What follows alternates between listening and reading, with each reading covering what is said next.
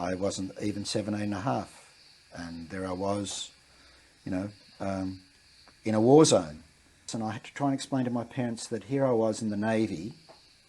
I was being sent to live in a tent in Vietnam, in the jungle, to work with the Americans flying helicopters. And he said, congratulations, you've been selected, you're going to Vietnam. I said, oh, great, who else is going? He said, no one. I said, what do you mean? I said, nobody now. He said, you've got to be in Vietnam within 2 weeks. And here I'm standing on the Princess Highway in a flying suit, trying to hide the 9mm pistol, asking for some civilian to sort of bring me back to Albatross because the Navy couldn't be bothered. Beautiful pictures in it, and it's describing Tet Offensive in Saigon. I'm looking at this stuff and thinking, I'll be there in about an hour watching the, I was absolutely horrified. I didn't know how I was going to cope with this. And it really was a fine balance between fully supporting the Americans but not getting too many Australians killed.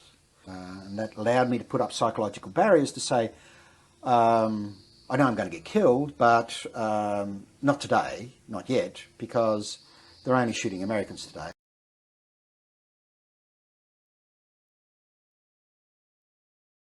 Certainly. I'm Frank Eyck. I was born in 1946, and in Holland. My family moved to West Australia when I was 8. But I think because of the sea voyage from from Holland to Perth, I was pretty much captivated by going to sea. I had always, since that time, I'd always wanted to go to sea, and obvious choice was to join the Navy. So I left school at the age of 14, as most of the kids did in those days, I guess, and just took any job that I could, or I wanted, in fact, in those days, just to wait until I was 17 so I could join the Navy. I joined the Navy at 17, and that was in January 1964, and I stayed with the Navy for just over 33 years. During that time, I initially joined up as a naval aircraft mechanic, which was unusual in those days in the sense that a lot of people joined the Navy and had no choice about what trade that they were trained in. So I was one of the very few to get their initial choice. Enjoyed that part of my Navy life, and I stayed in the aviation engineering game for probably 20 years. During that time, I was fortunate enough to have the opportunity to go to sea quite a few times, which for most Fleet Air people is not as ready as other branches. I went to sea on the HMAS Sydney, which was at the time a troop carrier, and we went to Borneo to drop the troops off for the Malaysia campaign. And I then was trained as an aircraft mechanic, or completed my training as an aircraft mechanic. Worked on the older style British aeroplanes, was then trained on helicopters, then went to Vietnam with the RAN helicopter flight. I did 2 tours of of Vietnam. I came back and was trained on trackers, and then went into training and training technology. From there I was commissioned, went to England, and with my family. By that time I was married and had a couple of boys. Thoroughly enjoyed England. It was very much a broadening experience. And from there I did all sorts of jobs in the Navy, ranging from photography, security, housing, training technology, all sorts of things, a huge range. I spent quite a few years at Albatross, the Naval Air Station, and after that a few other places, including Creswell, the Naval College. I retired in 1996 and have enjoyed my retirement ever since. Frank, you told us earlier that when you were initially coming over in the ship, that's when the sea really captured your imagination and pretty much planted the seed for the life that you ended up pursuing. When you got to Australia, did that sort of love of the sea and fascination with the sea and ships, did that continue to sort of develop in the background for you? Oh, very much so. From the moment that I left the ship in Perth, I knew that that's what I was going to do for a career. I wanted to go to sea, specifically go to sea. Whether it was merchant navy, the navy, a sailboat, a fishing boat, I wasn't particularly fussed. It was just the atmosphere, the fresh air, the waves, the sunshine, the storms. The whole aspect of it, I loved it. One of my favourite places in Perth was Fremantle, and Fremantle was a very dirty port in those days, but I loved it. I watched the ships go in and out. I was fascinated by it, and was just waited until I got to the age of 17 before I could actually join. Frank, can you talk about the days leading up to when you actually enlisted in the Navy? I was still working for Atkins WA Proprietary Limited as a messenger boy, and they were very much aware that I was going to join the Navy, as everybody else did. And I suspect that the bulk of their staff were sort of the transitional guys, and moving on to bigger and better things as the age and the opportunity arose. And I had been to the recruiting office, or a couple of months before, I'd been to a recruiting office and got all the papers that I needed. And then it was a matter of getting my medical examination. I had already done a series of education type tests and psychological tests. So the only thing that really needed to be done just before I joined was my medical. I turned 17 on the 26th of December, and in most places they all shut down for the Christmas break. So I was able to get all of my papers organised while I was still 16, so that by the time that I was 17, everything was in order. And I think they came back, the recruiting office staff came back on the 2nd or 3rd or 4th or something of January. I was on my way from Perth Airport to Melbourne on the 6th of January. So, as I said, I just turned 17.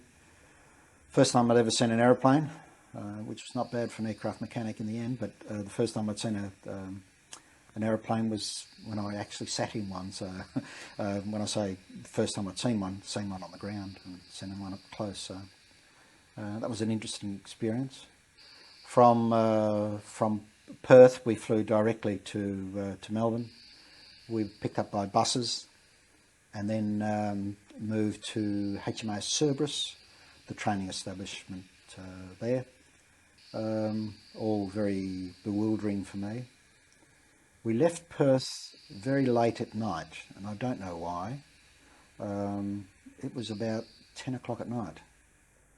And of course it was an overnight flight, and got to Melbourne fairly early in the morning.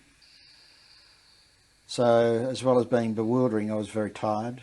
I got to this strange naval establishment, and the first few weeks were just a whirl. I can't remember much. It was all sort of people running, shouting, marching, mostly shouting at me, I think. I'm sure they were all shouting at me. Getting into it didn't take very long to get into uniform at all, and I guess that's part of the psychological process of turning you into a sailor fairly quickly and making you part of the team. Things like washing and ironing and those sorts of things were taught fairly quickly. so that by the time that your kit was issued, and there was miles of it. In my younger day, I had, I think, one pair of long pants, half a dozen pair of shorts, and a couple of shirts, and that was it. Whereas the amount of uniforms they gave were just unbelievable.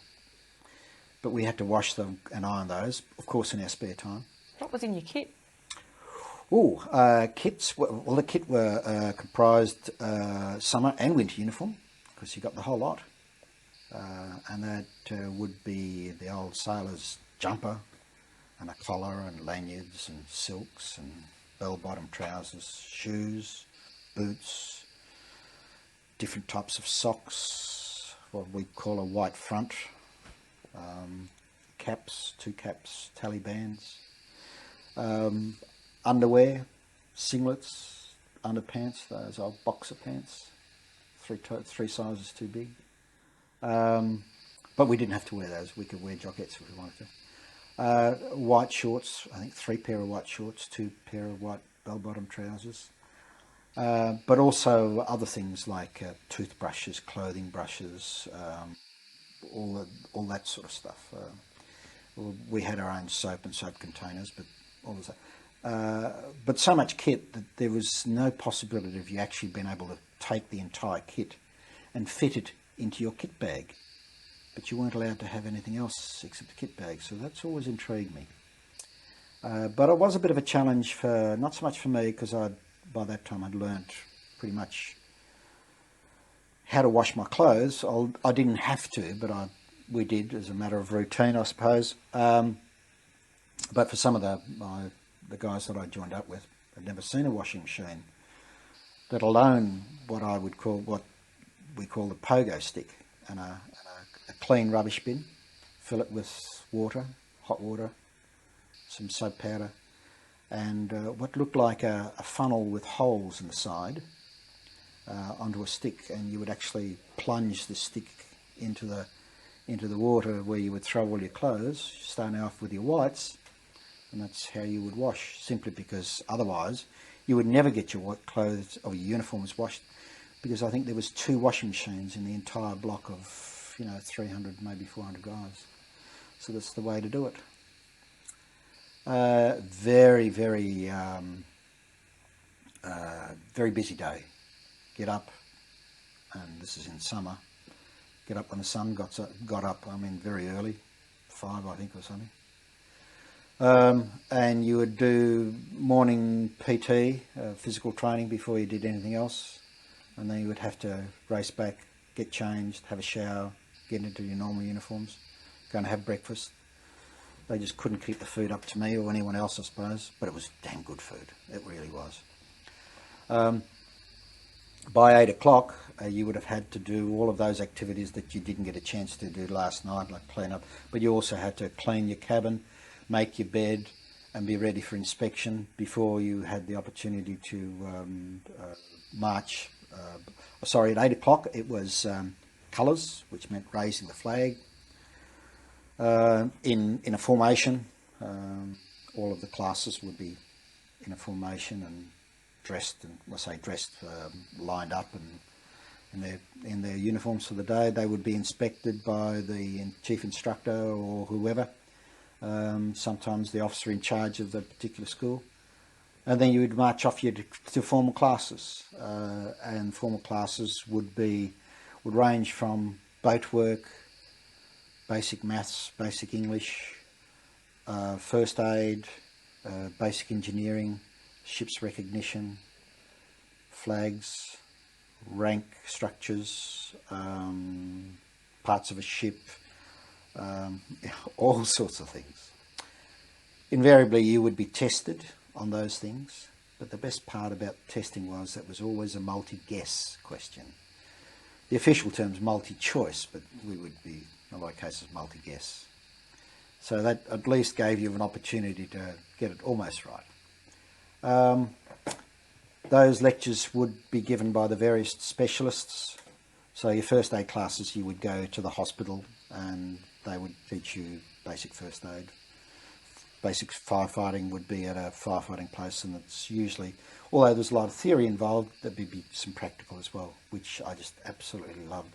All new subjects, all new interesting things, and I guess being inquisitive, you'd learn them. So testing wasn't a real problem for me, other than, you know, English and maths, but other than that, I think I did fairly well. They would categorise people for their trades. Excuse me. They would categorise people for their trades much later, towards the end of the 3 months basic training. I was very fortunate that my selection was aircraft mechanic. I had thought about being a photographer, but there was no vacancies, so I thought aircraft mechanic was a good choice. But I was one of the very few that got their initial choice. I mean, really it was all of those who wanted to be cooks became stewards, and those stewards became cooks, and people who wanted to be mechanics ended up as supply attendants, and, you know, it really was dreadful. But we knew that when we joined, and we weren't particularly fussed. I mean, nobody thought about, oh, I want to be an aircraft mechanic because it's a good job when I get out.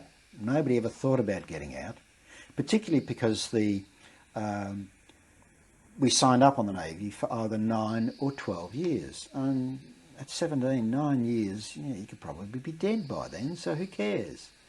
So that wasn't a real thought in people's mind. It was basically, I want to be a cook because I like eating and it's close to the food, or I want to be a mechanic because I like tinkering with engines, that sort of thing.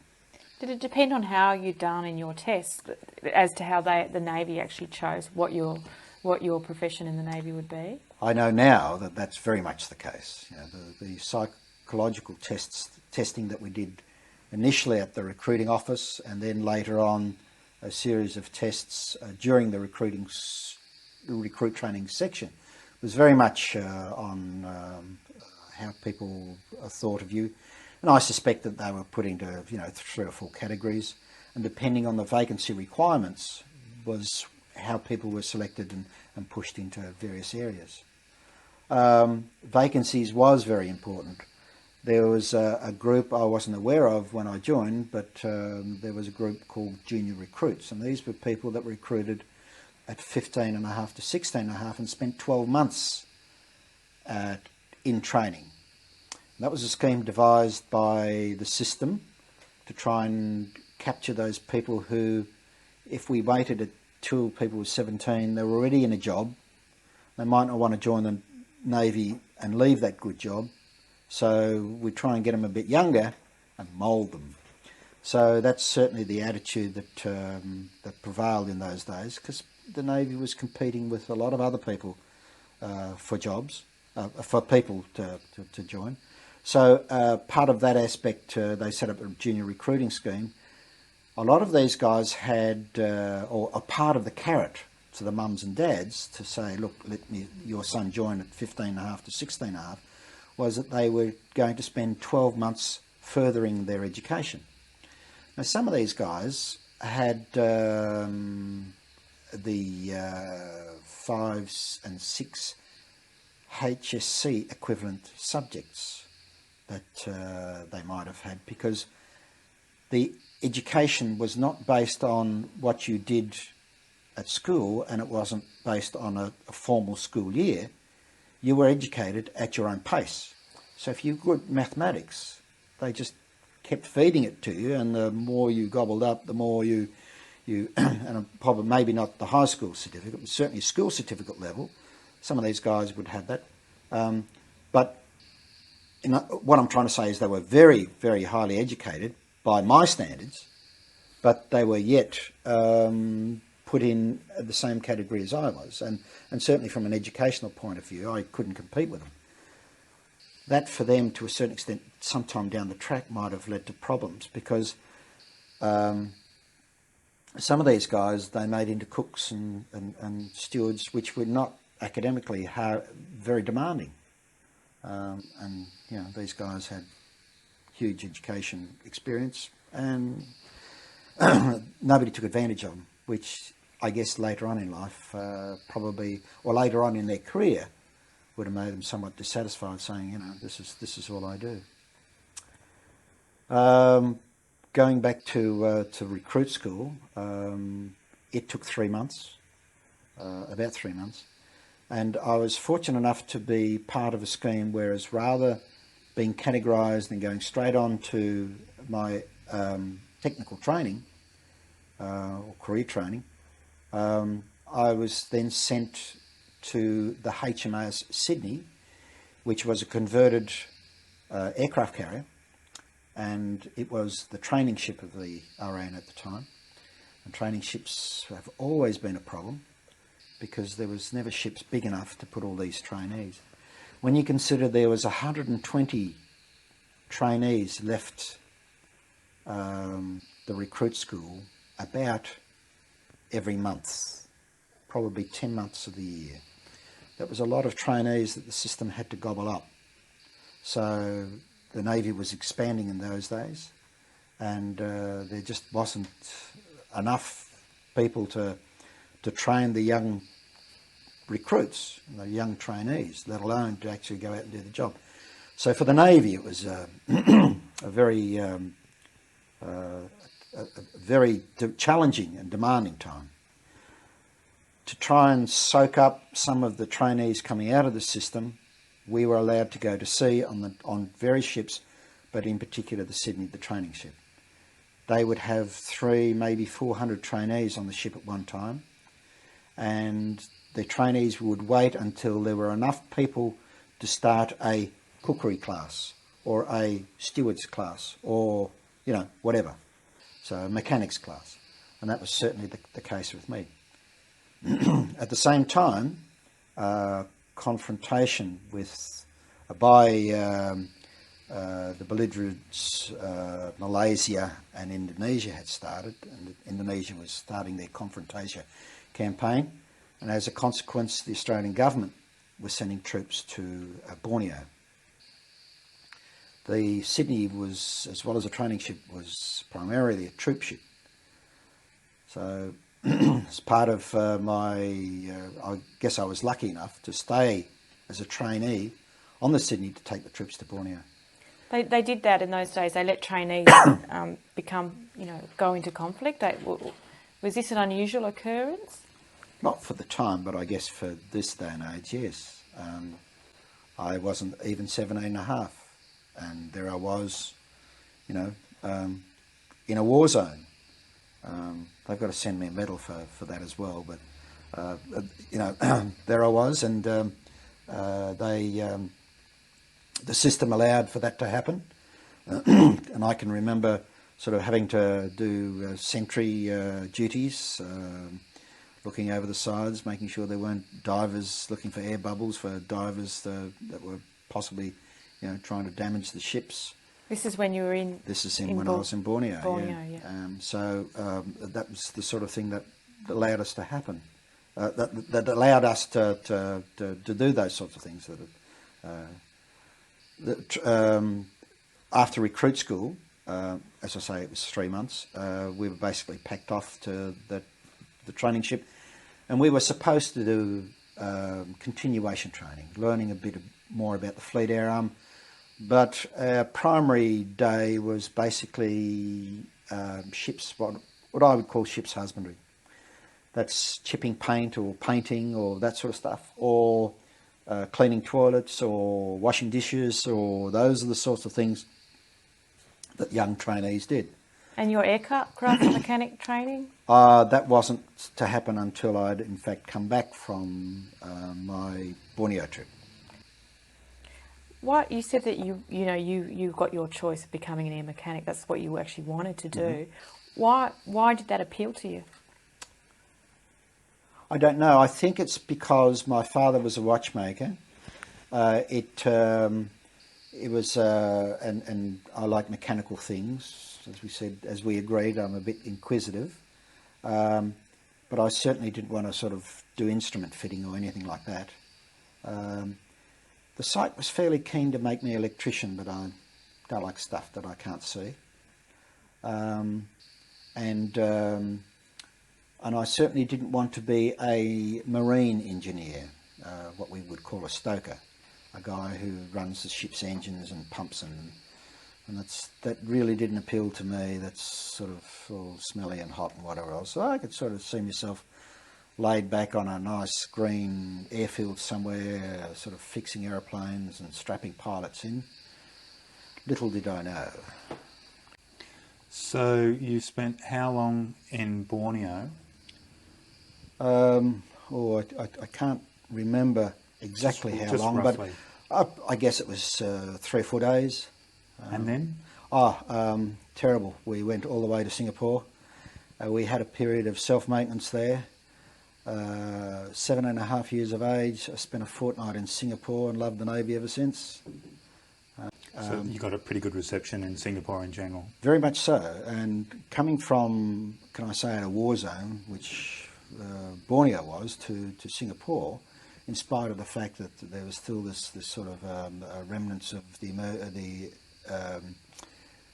Malaysian emergency, which hadn't quite, and there was some I won't call aggro, I won't say aggro, but there's certainly some reluctance to fully embrace the Chinese communities by the white authorities. That for us it was a dream. It really was.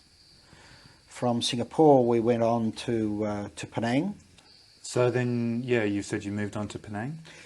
When we went to Penang, yes, we moved on to Penang, and we still had some Air Force people on board. And being at Jesselton, the big RAAF base up there, we dropped. I think there was a couple of Iroquois helicopters and lots of ground equipment and spare parts and a few troops, which is all part of the deal. Didn't spend much time there, and then moved back through Indonesia, which again was a bit of a it was interesting. We were at action stations most of the time, so because I suspect that certainly the military had no idea of what to expect. Very much an unknown quantity. Dr. Sukarno, the president of Indonesia, was tended to run hot and cold, I suppose, and certainly we weren't aware of what his next move is likely to be. And good military practice dictates that people are pretty much on the ball as far as their own defence is concerned. We were travelling through international waters, but still, it needed to be emphasised on us, the people who were doing the sort of, watch keeping, the lookouts, those sorts of things, that were pretty much kept on the ball. So you got back to Sydney? Yes. From the training ship, we went straight to Albatross, back to Albatross, spent a couple of weeks there. And then we were all posted, a whole bunch of people with myself were then posted onto the aircraft carrier Melbourne. Again, as trainees, I suspect more like cheap labour, in the sense that, again, we were, as trainees, would be required to do things like cafeteria parties, watch on deck, all of those sorts of husbandry type activities, housekeeping type activities. But being on a real aircraft carrier, we were able to take a very close view on operations of aircraft, and all of the ancillary things that occur with that at close hand. We were given the opportunity to sort of see aircraft land, take off, engines being pulled apart, all those sorts of things. And even if you're not going to be an aircraft mechanic, you could still wander down and see guys taking engines out of aeroplanes, or if you're not going to be a flight deck directing crew, you could still go up into some areas of the ship and watch this being done. So it was a real eye-opener. It gave us a much more solid grounding for when we came to do our technical trade. People didn't have to say, look, this is what a catapult does and this is what it looks like, because we'd been there and done that. My brother, who had joined the Navy 12 months before me, wasn't able to participate in that program. and he had spent 2.5 years in the classroom before he had actually seen an aircraft carrier. But he'd been training all that time to, to work on one. So I consider myself and our group very privileged. And at that point, you had already made the decision that you were going to be an air mechanic. Is that correct? I had volunteered to be one. But you hadn't heard the outcome. Oh yes. Oh, you had. So it was all official? Yes. As we left recruit school, we were designated into various categories, and there may have been subcategories. In my case, I was an aircraft mechanic, and they hadn't told me then whether I was going to be an ordnance fitter or an engines and airframes fitter, and they were the only two categories in aircraft mechanic. Other people were slotted in as aviation category people, but there might have been meteorologists, firemen, and directing team people, safety equipment type people. I mean, all of these categories were not finalised, so these people didn't quite know what was in store for them as far as their future trade was concerned. So you mentioned there was two different areas that you could have gone into as an air mechanic. Can you let us know the difference between those two areas? My category was naval aircraft mechanic, and the categories were either airframes and engines or ordnance. Now, ordnance basically is what they themselves, the ordnance people, call bombs, bullets and bullshit. Anything to do with guns, missiles, and ejection seats was their part of ship. That's what they looked after, and nobody touched anything because that was. Although we were called airframes engines, other technical people that worked on the aircraft are the radio mechanics who did radios and radars, the electricians who did anything that was pretty much electrical. So you had us engines and airframes people who virtually did everything else. Anything to do with refueling, oiling, changing engines, pumping up tyres, washing, polishing, any of that sort of stuff really was something that we were responsible for, other than possibly the safety equipment, which was things like parachutes, harnesses on seats, and repacking of life jackets and that sort of gear. So being on the Melbourne and watching all of that action take place reinforced for you that you'd made the right decision as far as the choice you'd made, being an air mechanic? Oh yes, I was 3/4 of the way there, in the sense that probably more than 3/4, in the sense that I wanted to join the Navy. Really, that was, and I was, and I'd been overseas and saw these different type places, and saw a lot of Australia, I guess, too. So that by the time that I got on to the Melbourne, I then concentrated on the next step, which was to become technically qualified, so that I can get on and up the next rung of the ladder, become more specialised in the things that I do, because washing dishes and swabbing decks gets a bit boring after a while, and being able to a certain extent contribute as well. I know that's fairly important, in the sense that a young ordinary seaman, untrained, there's not much you can do other than under direct supervision. Whereas I guess as a young technical sailor, you could be able to contribute and do a few things a bit better and more focused than you could any other way. So how long were you on the Melbourne for, and when did that technical training kick in? I was on the Melbourne for a couple of voyages. I think we went to Melbourne, and we did a few trips to Queensland. We stopped off at Brisbane, but it was mainly around the east coast of Australia, and basically training up the aircrew for another deployment at sea. The aircrew are constantly through the training pipeline. Some of these guys might go from training aircraft to operational type aircraft. They might get an opportunity to do some deck landings with training aircraft on a training squadron. And that's when the Melbourne, the aircraft carrier, or as we would say, the ship would be in the Narre area, and aircraft would fly off at Albatross and provide that facility for them off the coast. So you had constantly people landing and taking off without necessarily having those people remain on board. So that's for guys like myself is a bit of a challenge too, in the sense that and later on when I became qualified, and that we had to look after those aircraft as well. But that was only for a few more months, and by that time there was vacancies and instructors for my technical training course, which I started just before Christmas, and I did my basic training on what they call a Sea Venom aircraft, the old British style of all-weather fighter. And I completed my training there. Where did you do that? Sorry, I did that.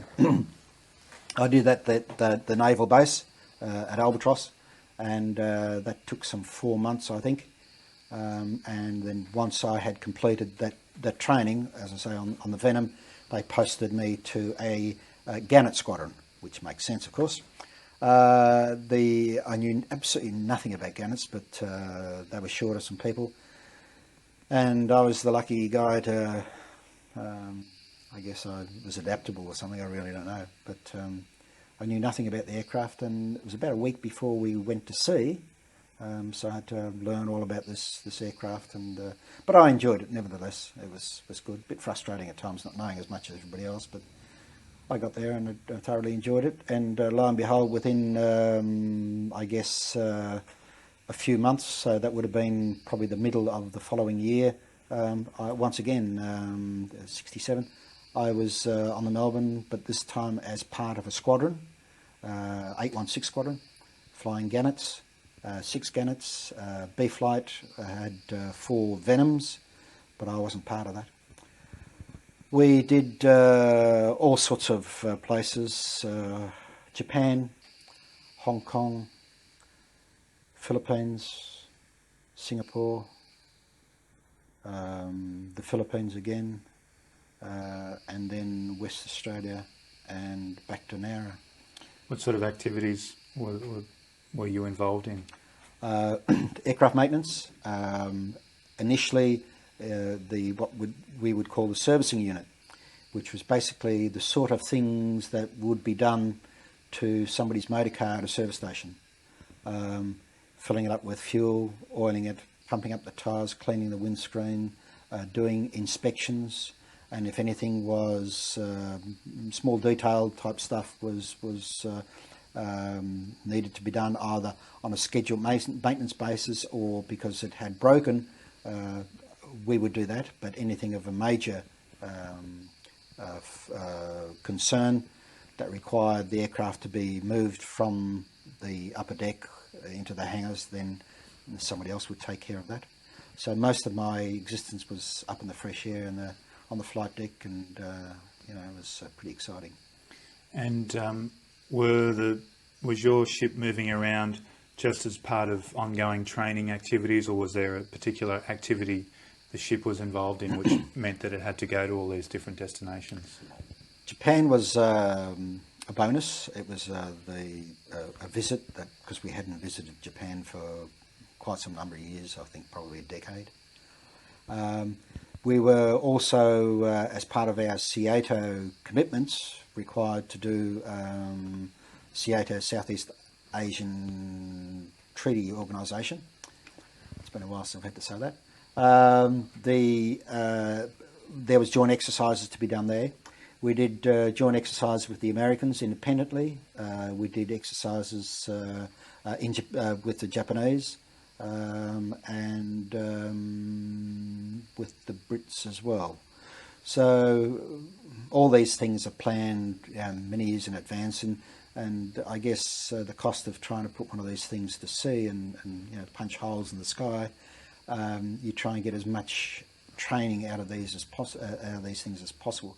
So we end up doing as many exercises as possible, and after a while, it's sort of it can be fairly hard work and a bit not tedious, but certainly numbing. Where day in day out, you're just preparing an aircraft and it shoots off the end of the ship, and you wait for it to come back, and then you get into a mad panic to try and fix it up and send it off again. So there's obviously days at rest, but it's a good routine.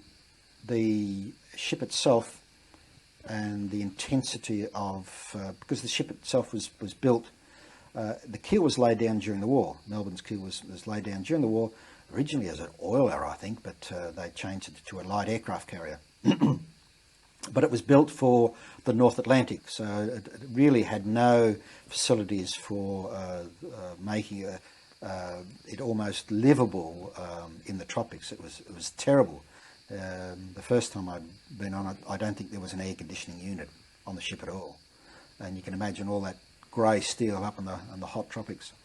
But it was because of the equipment the aircraft that it operated becoming more and more technical and demanding more support, equipment as well as people, that slowly but surely the ship was filling up with more people and gear, that it was very difficult for it to remain at sea for any length of time. So in the old days, when you could send a carrier to sea for maybe a month, that certainly wasn't the case by the time that I first got there.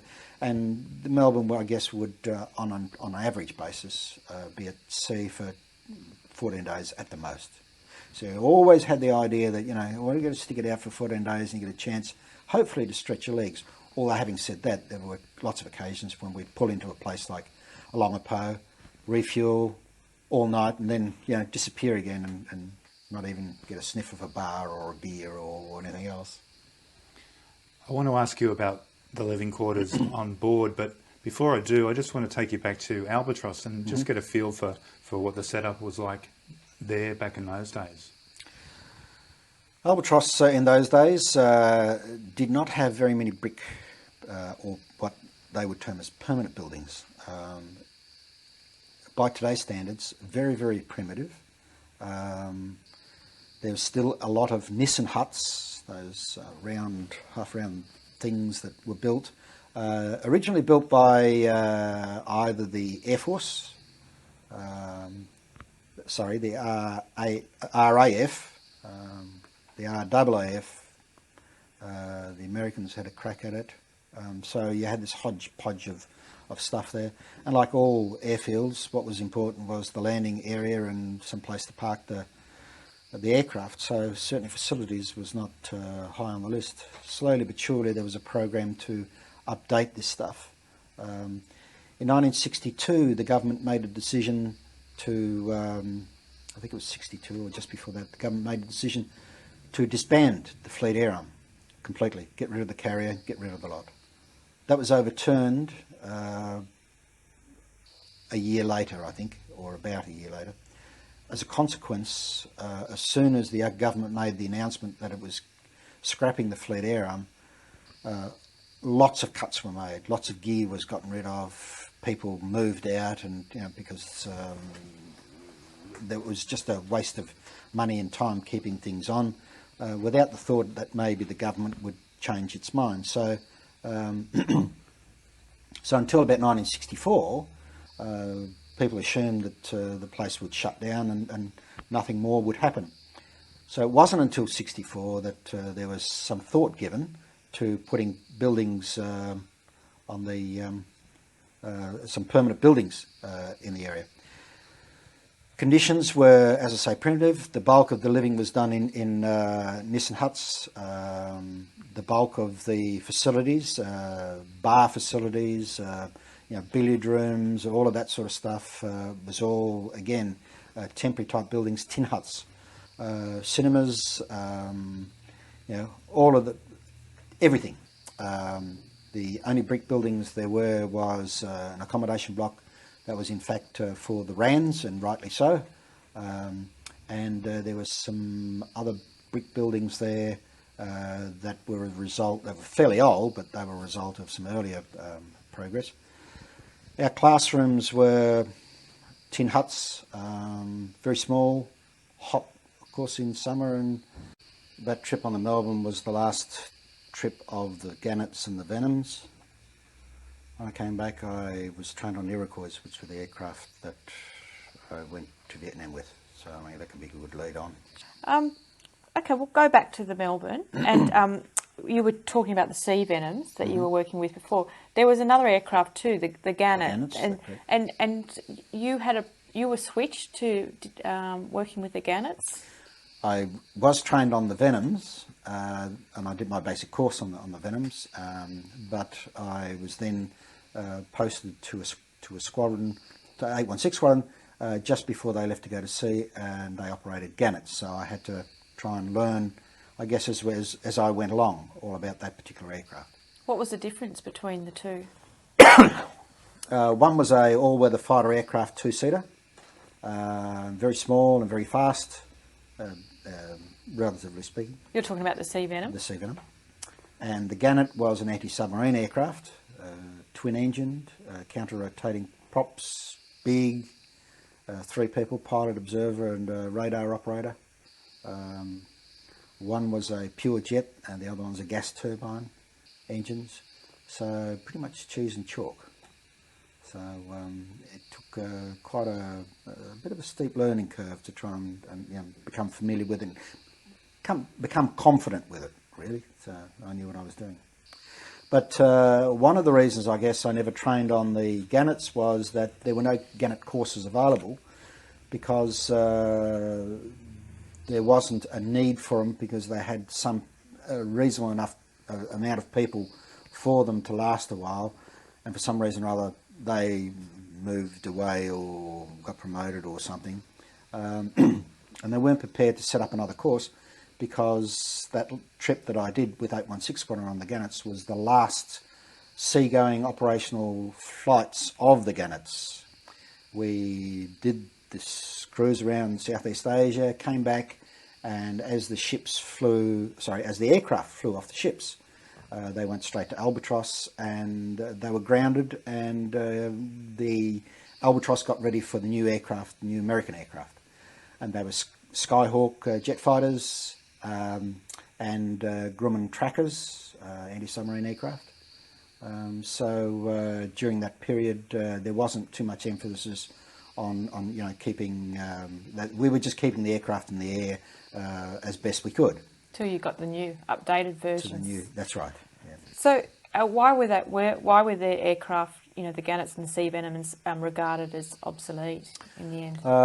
They were fairly old, and like all of these things, technology is fairly important, particularly for that style of activity that they were designed for, anti-submarine stuff, and to a certain extent the fighter aircraft as well. Although they were a reasonable aircraft, certainly could come up with most things in the area, it was important to stay technically advanced from the opposition, and I guess that's probably what makes people keen to keep upgrading on a constant basis. And there's lots of other reasons. One of the primary ones I can guess, I can think of, is a lack of spare parts. When these things get old, the manufacturer's not manufacturing spare parts for older aircraft because he's busy building new ones, that sort of thing. It was a change of thinking within the Navy, within the Defence Force generally. Traditionally, we had always acquired our military equipment from the Brits and from the UK. That changed with in the early 60s, when the government decided that it was acquiring some DDG destroyers, guided missile destroyers. That's Perth, Hobart and Brisbane. That was the first of the American ships, fairly big destroyers, and whack a missile-guided anti-aircraft systems and all sorts of wonderful things. So, and I guess that led to the trend of looking to the United States for equipment, because probably because the British industry was not regarded as well as the American stuff. There was sometimes a problem of supply of spare parts, and because invariably the bulk of our association with other navies was with the Americans. You know, in our corner of the world, it was more training with American equipment. You know, if you went to the Philippines or, you know, any of these, Japan or any of these sorts of places, then invariably they were equipped by the Americans. Yeah, sorry, go on. So that was basically the thinking behind that. I presume, I guess. When the trackers and the Venoms were scrapped, the announcement was made, of course, well beforehand, that the aircraft would be replaced with trackers and Skyhawks. We already had an anti-submarine helicopter, the Wessex, and that Wessex was upgraded. That was a British aerospace Westland Wessex, a British aircraft that operated dunking sonar, so that was very efficient as an anti-submarine detector, and also as a destroyer. It was capable of carrying torpedoes and that sort of stuff. So we had a bit of everything. Well, can you explain just what you mean by dunking sonar? Dunking sonar is basically a helicopter looks for submarines using its sonar, and they would have a sonar head which would be winched down on a cable from a hovering helicopter and immersed into the oceans at various depths, and the operators can then listen to any underwater sounds and hope to detect a submarine from its noises, that the propulsion system or whatever that, as it travels through the water, be able to detect a submarine from that. And the beauty of the sonar is that it doesn't require any activity, although it has an ability to send out a ping, a signal that might bounce off something like a submarine, and that allows people to judge distances from the object or directions. But dunking sonar is probably a lot more efficient than the traditional method of sonar buoys, which are a small sonar device which is dropped from an aircraft. It then falls apart, and the sonar head is at a certain depth, and its responses are then sent by radio signal from the floating head to a overflying aircraft. And this is what the Sea Venom would be used for? The Gannet originally Gannet. was Right. using that. Mm-hmm. So the Tracker used a similar scheme, but we had the Wessex, so we had the best of two worlds: a dunking sonar for close-in work, and then the Tracker for being able to sweep big areas far ahead of the fleet. So that was the reason for those sorts of aircraft. Can you explain a little bit more about the Tracker? The Tracker is a twin-engined, high-winged aircraft. It has two large propeller piston-driven engines, propeller-driven. It has a crew of four, two up the front, pilot and tactical operator, if I put it that way. And at the back you have the two operators, and they would equip things like your sonar detection equipment, your sonar buoy detection equipment, your radar, and various other weapons and devices for looking for submarines. And they can vary from what they call a MAD, or magnetic anomaly detector, which is basically this device that picks up the Earth's magnetic field, and the theory is that a large metal object like a ship or a submarine would distort the natural patterns of the Earth's magnetic fields.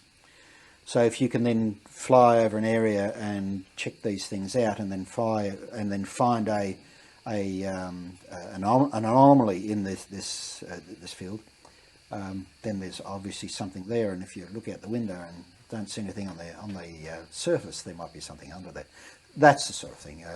The pilots, the people at the back also operate the various offensive capabilities of the aircraft, such as the torpedoes, depth charges.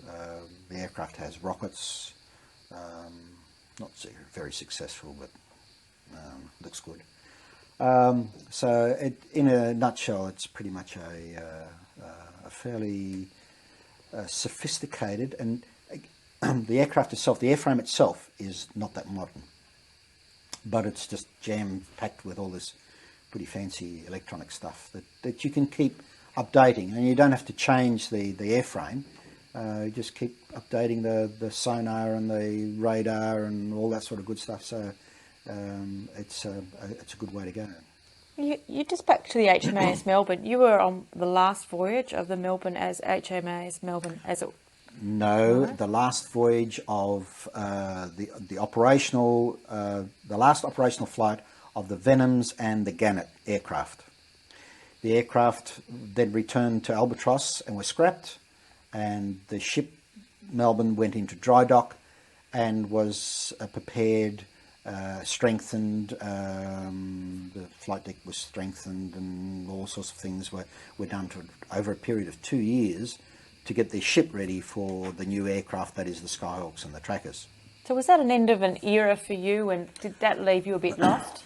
Not at all, because I had only just, it was only a matter of a couple of years that I'd sort of tagged on, and I was looking forward to working on the aircraft, on the American aircraft, because they were several generations ahead of what I'd been used to working on those British aircraft.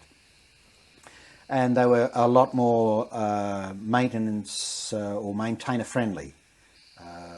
The British aircraft were, because they were old style, designed pretty much during and just after the war, all sorts of bolts and nuts and horrible things that you had to try and join.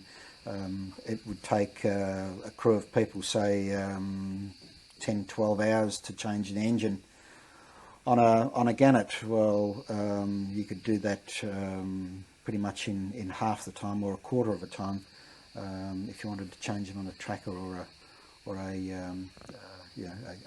Skyhawk. Very much a much better aircraft to work on from that point of view, and also the fact that it was far more capable. What sort of training did you get leading up to Vietnam to prepare you for? To prepare me for Vietnam? For Vietnam, yeah. None whatsoever. You didn't get any training with the Wessex helicopters? No. I was trained on the aircraft. The aircraft meaning the Iroquois, the UH-1C or 1 Charlie, which is the model that we had, 1 Bravo, which is the model that the Australian Navy had bought as a training aircraft to get people trained from fixed wing to helicopters, and then from Iroquois they would move on to Wessex, and that's the reason why we had the Iroquois. At that stage, the Navy the Fleet Air Arm was in a period where a lot of people were at loose ends, and they had lots of pilots and ground crew doing nothing because the new aircraft hadn't arrived, and the ship was in dry dock, the carrier was in dry dock, and there was nothing much they can do. What years are we talking about We'd here? probably be talking about 67.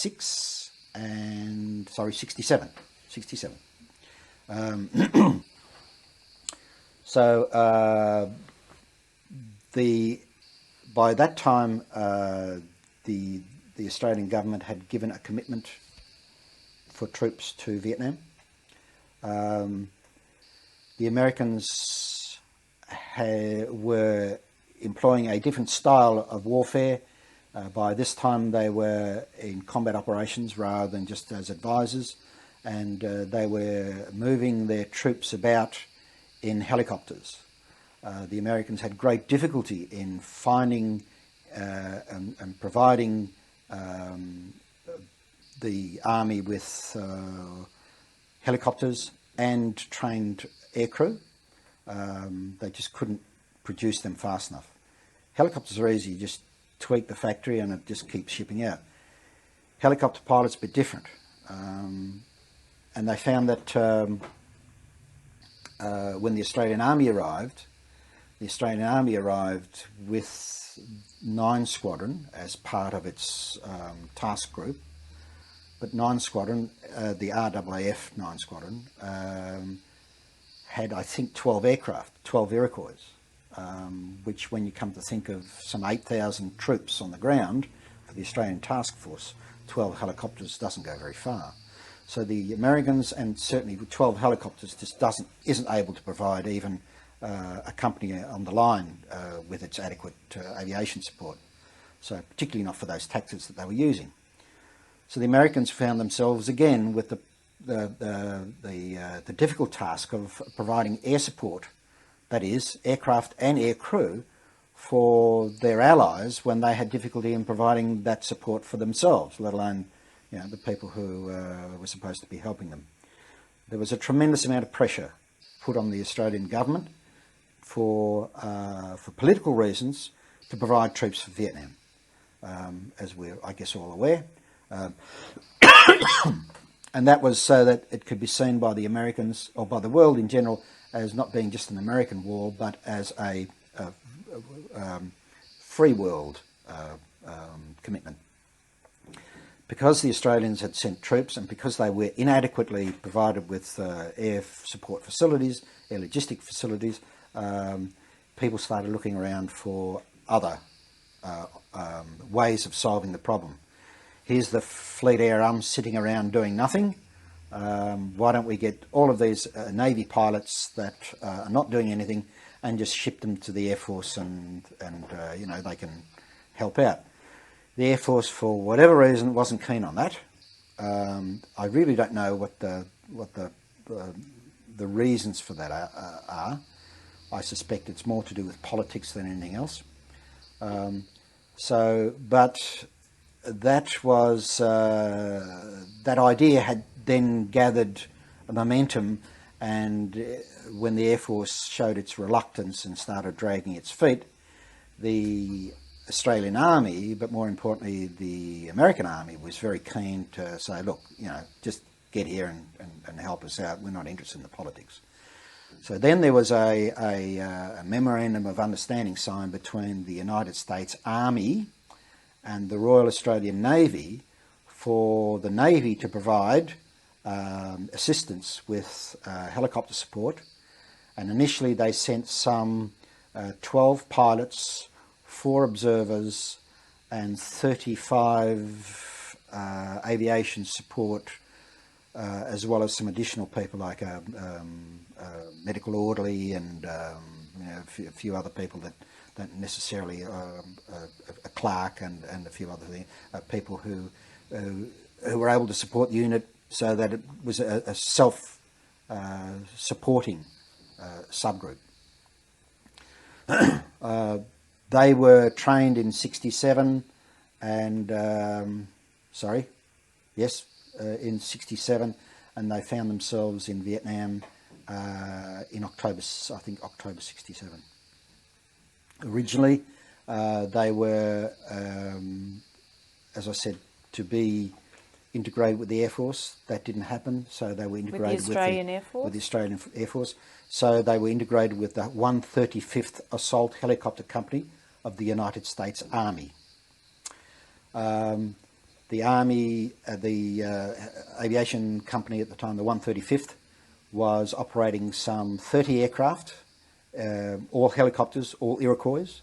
They were all Delta models, which is the troop-carrying version of that particular aircraft, and some 8 Charlie models, which were used as gunships. I'll explain a little bit later on, but just to give you a rough idea, there were 30 aircraft. They had nearly 300 people in the company. and we provide the additional 40-something plus people. And the Australian Navy personnel were fully integrated into the American Aviation Company.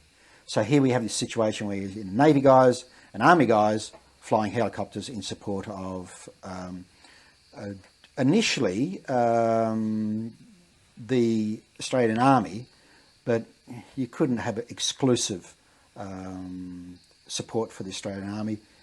We were just an aviation company, and should I say they were an aviation company, and whoever sort of got on the telephone first that wanted them, they went out and if they could do the job, did it. Very similar to a taxi, I suppose. First cab off the rank gets the job, and it really was that way. In '67, while the people were preparing to go, a group of these guys, Navy guys, had been selected and were training, and they did some 6 or 7 months training. You know, they did all sorts of things, weapons training and long marches and learning how to cook army rations. And they did that here. They did that here. In the Albatross. No, they did the bulk of the training with the Australian Army, and they went to the Jungle Training Centre at Canungra and various other places, and they were trained on the SLR rifle, the M60 machine gun, pistols, Armalite rifles, all this sort of stuff, grenades, all this. So basically these poor old, mainly mechanics and pilots were taken out of the Navy environment and turned into Army infantry guys in a matter of some 6 months. Which was a rude shock for most of them, but I mean that was part of the game. So, in my case, I had been on the Gannets, as I explained earlier, and I was then working to change over. I was trained for the Iroquois aircraft, and I was then posted to the Iroquois squadron, and was in fact used to I was part of the maintenance crew that supported this group that were getting ready for Vietnam. I'm not that dumb, so I figured that if these guys are going, and they were on the Iroquois, they were already Iroquois trained, I guess the next guys that were Iroquois trained are likely to go. Moi.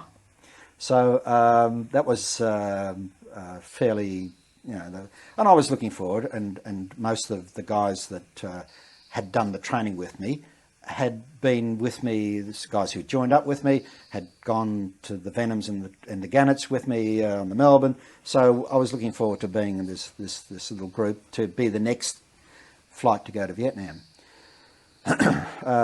Sometime in February in '68, I think that's the right date, 68, 67, 68, anyway, I had just lunchtime. I had just gone back to the squadron after lunch, and there was this sort of deadly silence around there, and everybody was avoiding me, and I couldn't understand why I was being avoided, and everybody kept whispering, and I thought, what's going on? And I felt very, very uncomfortable.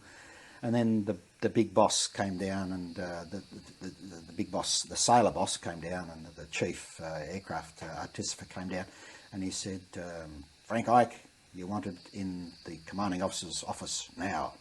And I went, holy shit, what have I done? I've got to be in deep trouble, because lieutenant commanders don't talk to able seamen, unless we're well and truly in the poo, because it doesn't happen. And I went to his office, and he said, congratulations, you've been selected. You're going to Vietnam. I said, oh great, who else is going? He said, no one. I said, what do you mean?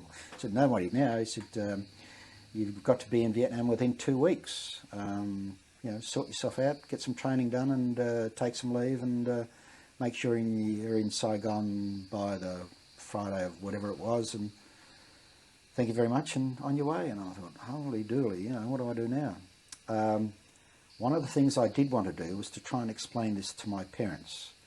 My parents were obviously, like most Australians, aware of the conflict in Vietnam and whatever else. And every so often they might say to me, look, what's your chances of going to Vietnam? I said, oh, that's easy.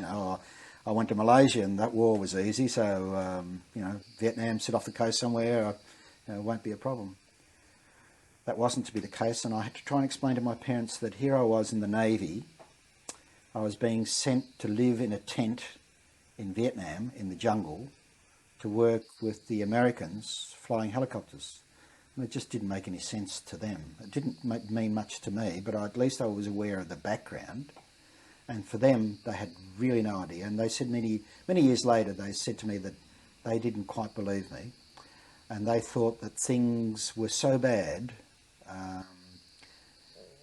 with the war in Vietnam that the Australians were expecting this big sort of, you know, the domino theory to evolve, that the, you know, the Chinese and the North Vietnamese were just going to sweep down through Malaya, Indonesia and invade Australia, because why else would, you know, the Navy be stuck in the jungle somewhere? I spent a terrible week there sort of trying to placate them and sort of thinking to myself, you know, what do I do there? I went back to Albatross to get ready for my training, and then found that there was no training to be had. I spent most of my time trying to organise my uniforms, because they didn't want me to travel to and be in Vietnam with my Navy uniform, and rightly so, a bit silly wearing bell bottoms in the you know, in the jungle. So I then had to try and organise somehow for the army to supply me with jungle greens and, you know, boots and socks and hats and things, which just normally that would not have been my job. I'm an able seaman. I'm the lowest possible rung that you can be, but I'm left to my own devices, and it was very difficult trying to explain, and there didn't seem to be any realisation from the support people within Albatross, or most people at Albatross, you know, that this is war. This is not. I'm not going on leave or going on a holiday camp. I'm going to war, and not only that, I'm going by myself as a replacement. The reason, I forgot to tell you, the reason I was going was there had been 2 guys who had injured themselves and were evacuated back to Australia, and they needed people fairly desperately to keep up the numbers, so they picked me. How were the guys who were injured on the front line? Or Oh, yeah. So one was injured in a helicopter crash, and the other one managed to get himself into trouble. So I certainly didn't get the support that I felt was due to me at Albatross. As I say, I had trouble getting. I wear size 12, 13 size 12, 13 shoes and boots, and the most I could get was size 10, and sort of thrown at me and saying, you know, get on with it. So I waited. I spent many hours sort of trying to get my uniforms. I had no weapons training. It was more important for the weapons instructor to train the colour guard than it was to train me. So he sent me to the firing range at Albatross with a 9mm pistol and a box of ammunition. So can I just, you're expected to fly helicopters. No, maintain helicopters. Maintain, right. Only maintain. I'm an aircraft mechanic, I don't fly. But I'm fully trained on Iroquois, and that was one of they required maintainers and pilots as a matter of urgency, simply because, particularly maintainers that had some experience. The bulk of the people of my rank, my American counterparts, I found out by the time that I got there, had been in the army less time than I had been on Iroquois. So I had more Iroquois experience than they had army time. So I mean, that's how sort of the depth of knowledge, technical knowledge, was just, you know, almost non-existent. And why do you think you were getting so little support just before you left? Was it because they knew they were perhaps not doing the right thing by you? I don't think anybody really sat down and thought about it. I think it was because they could. Some guy was going away, and I wasn't given the I think there was a breakdown in a fine naval tradition of the divisional system, where you have an officer that looks after a group of sailors, and he has some senior sailors to assist him to do that. And he's responsible for the welfare and discipline of those particular people, and he's the father figure or whatever, and that's one of his main jobs. He might be, he might be. I said earlier that the divisional system is very, very important. You have an officer looking after a group of sailors. He has the assistance of some senior sailors with him, and he's responsible for all of the activities, the welfare, the discipline, all those sorts of things of his group of sailors, and he's ultimately responsible to ensure that things are happening that are supposed to happen. And I think that in my case, during that particular time, there was a breakdown. My divisional officer, if I had one, certainly didn't go through any of the motions. I never saw a divisional officer at the time, so because I was posted from that squadron to go to Vietnam, and it was so quick, the squadron, for some reason or other, didn't pick up on the fact that I needed some sort of support. So we might need to stop this in a minute.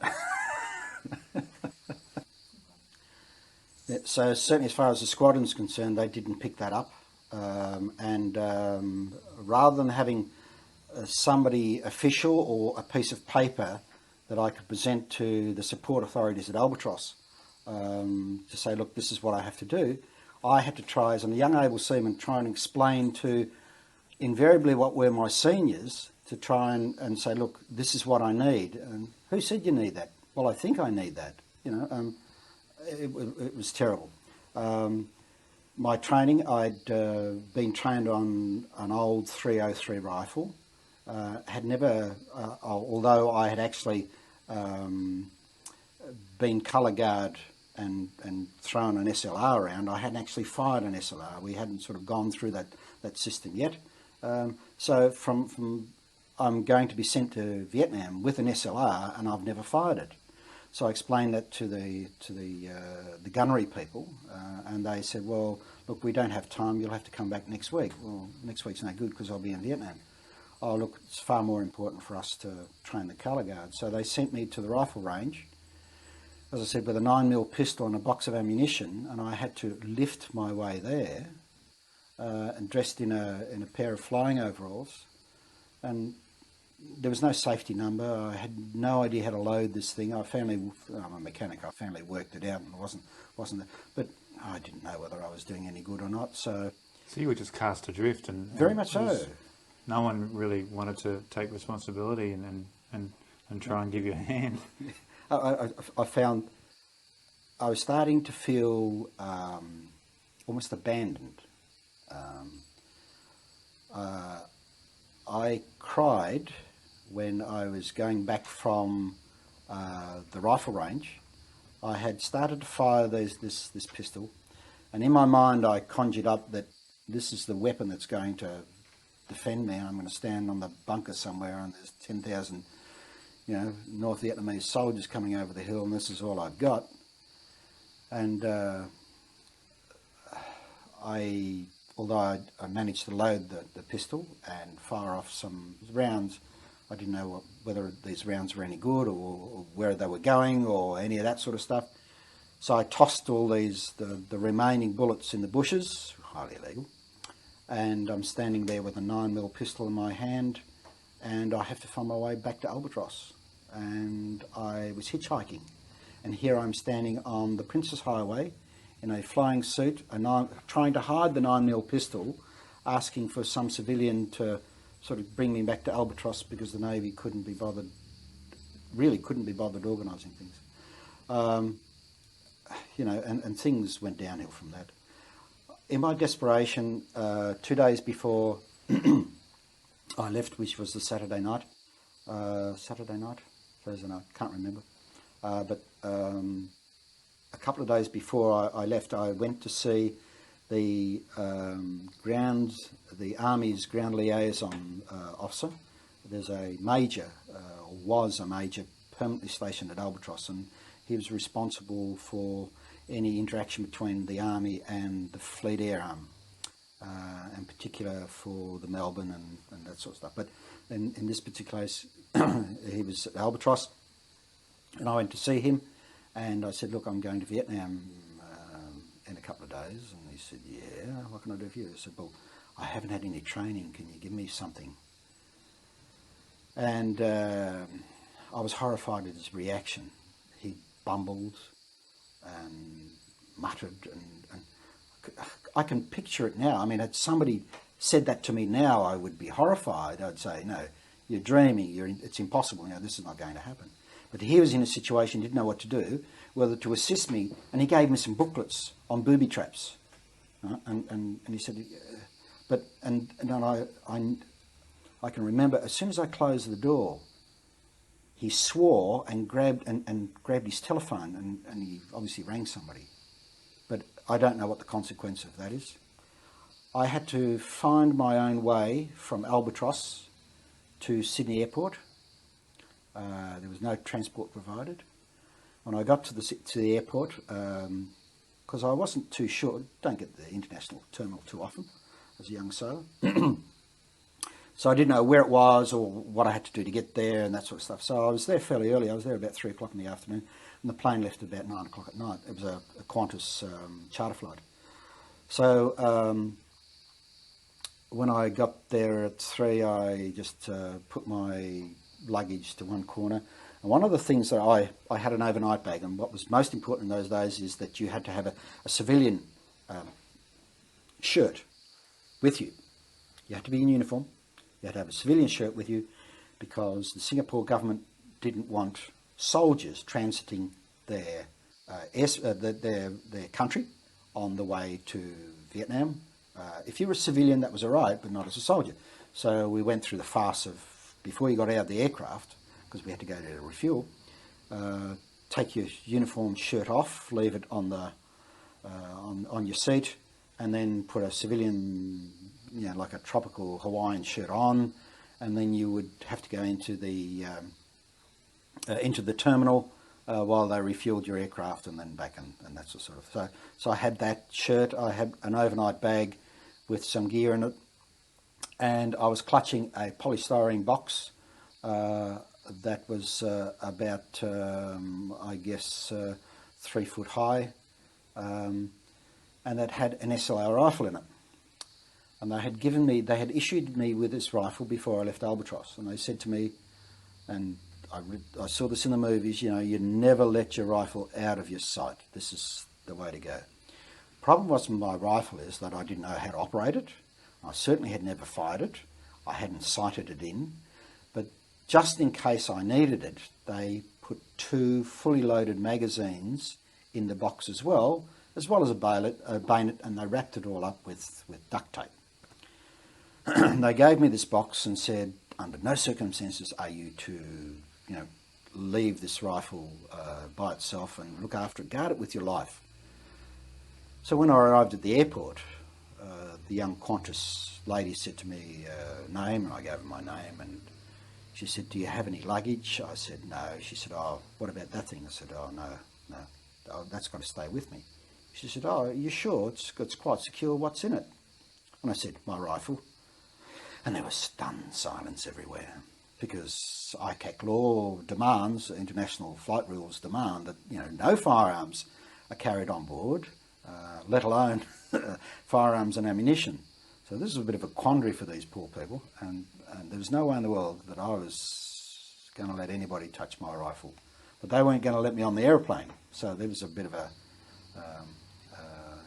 bit of an impasse there. So anyway, the problem was solved by the aircraft captain personally, by the aircraft captain decreeing that this white polystyrene box was his personal luggage, and as such it was free from a search and rules and all that sort of good stuff.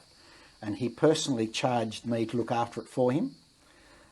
So that's how I managed to get this thing and hang on to it.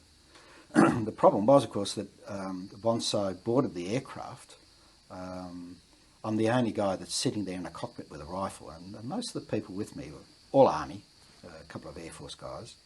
And as I said, it was a charter flight to Saigon. All of these guys are sort of saying, who's this bloke? You know, he's clutching his rifle.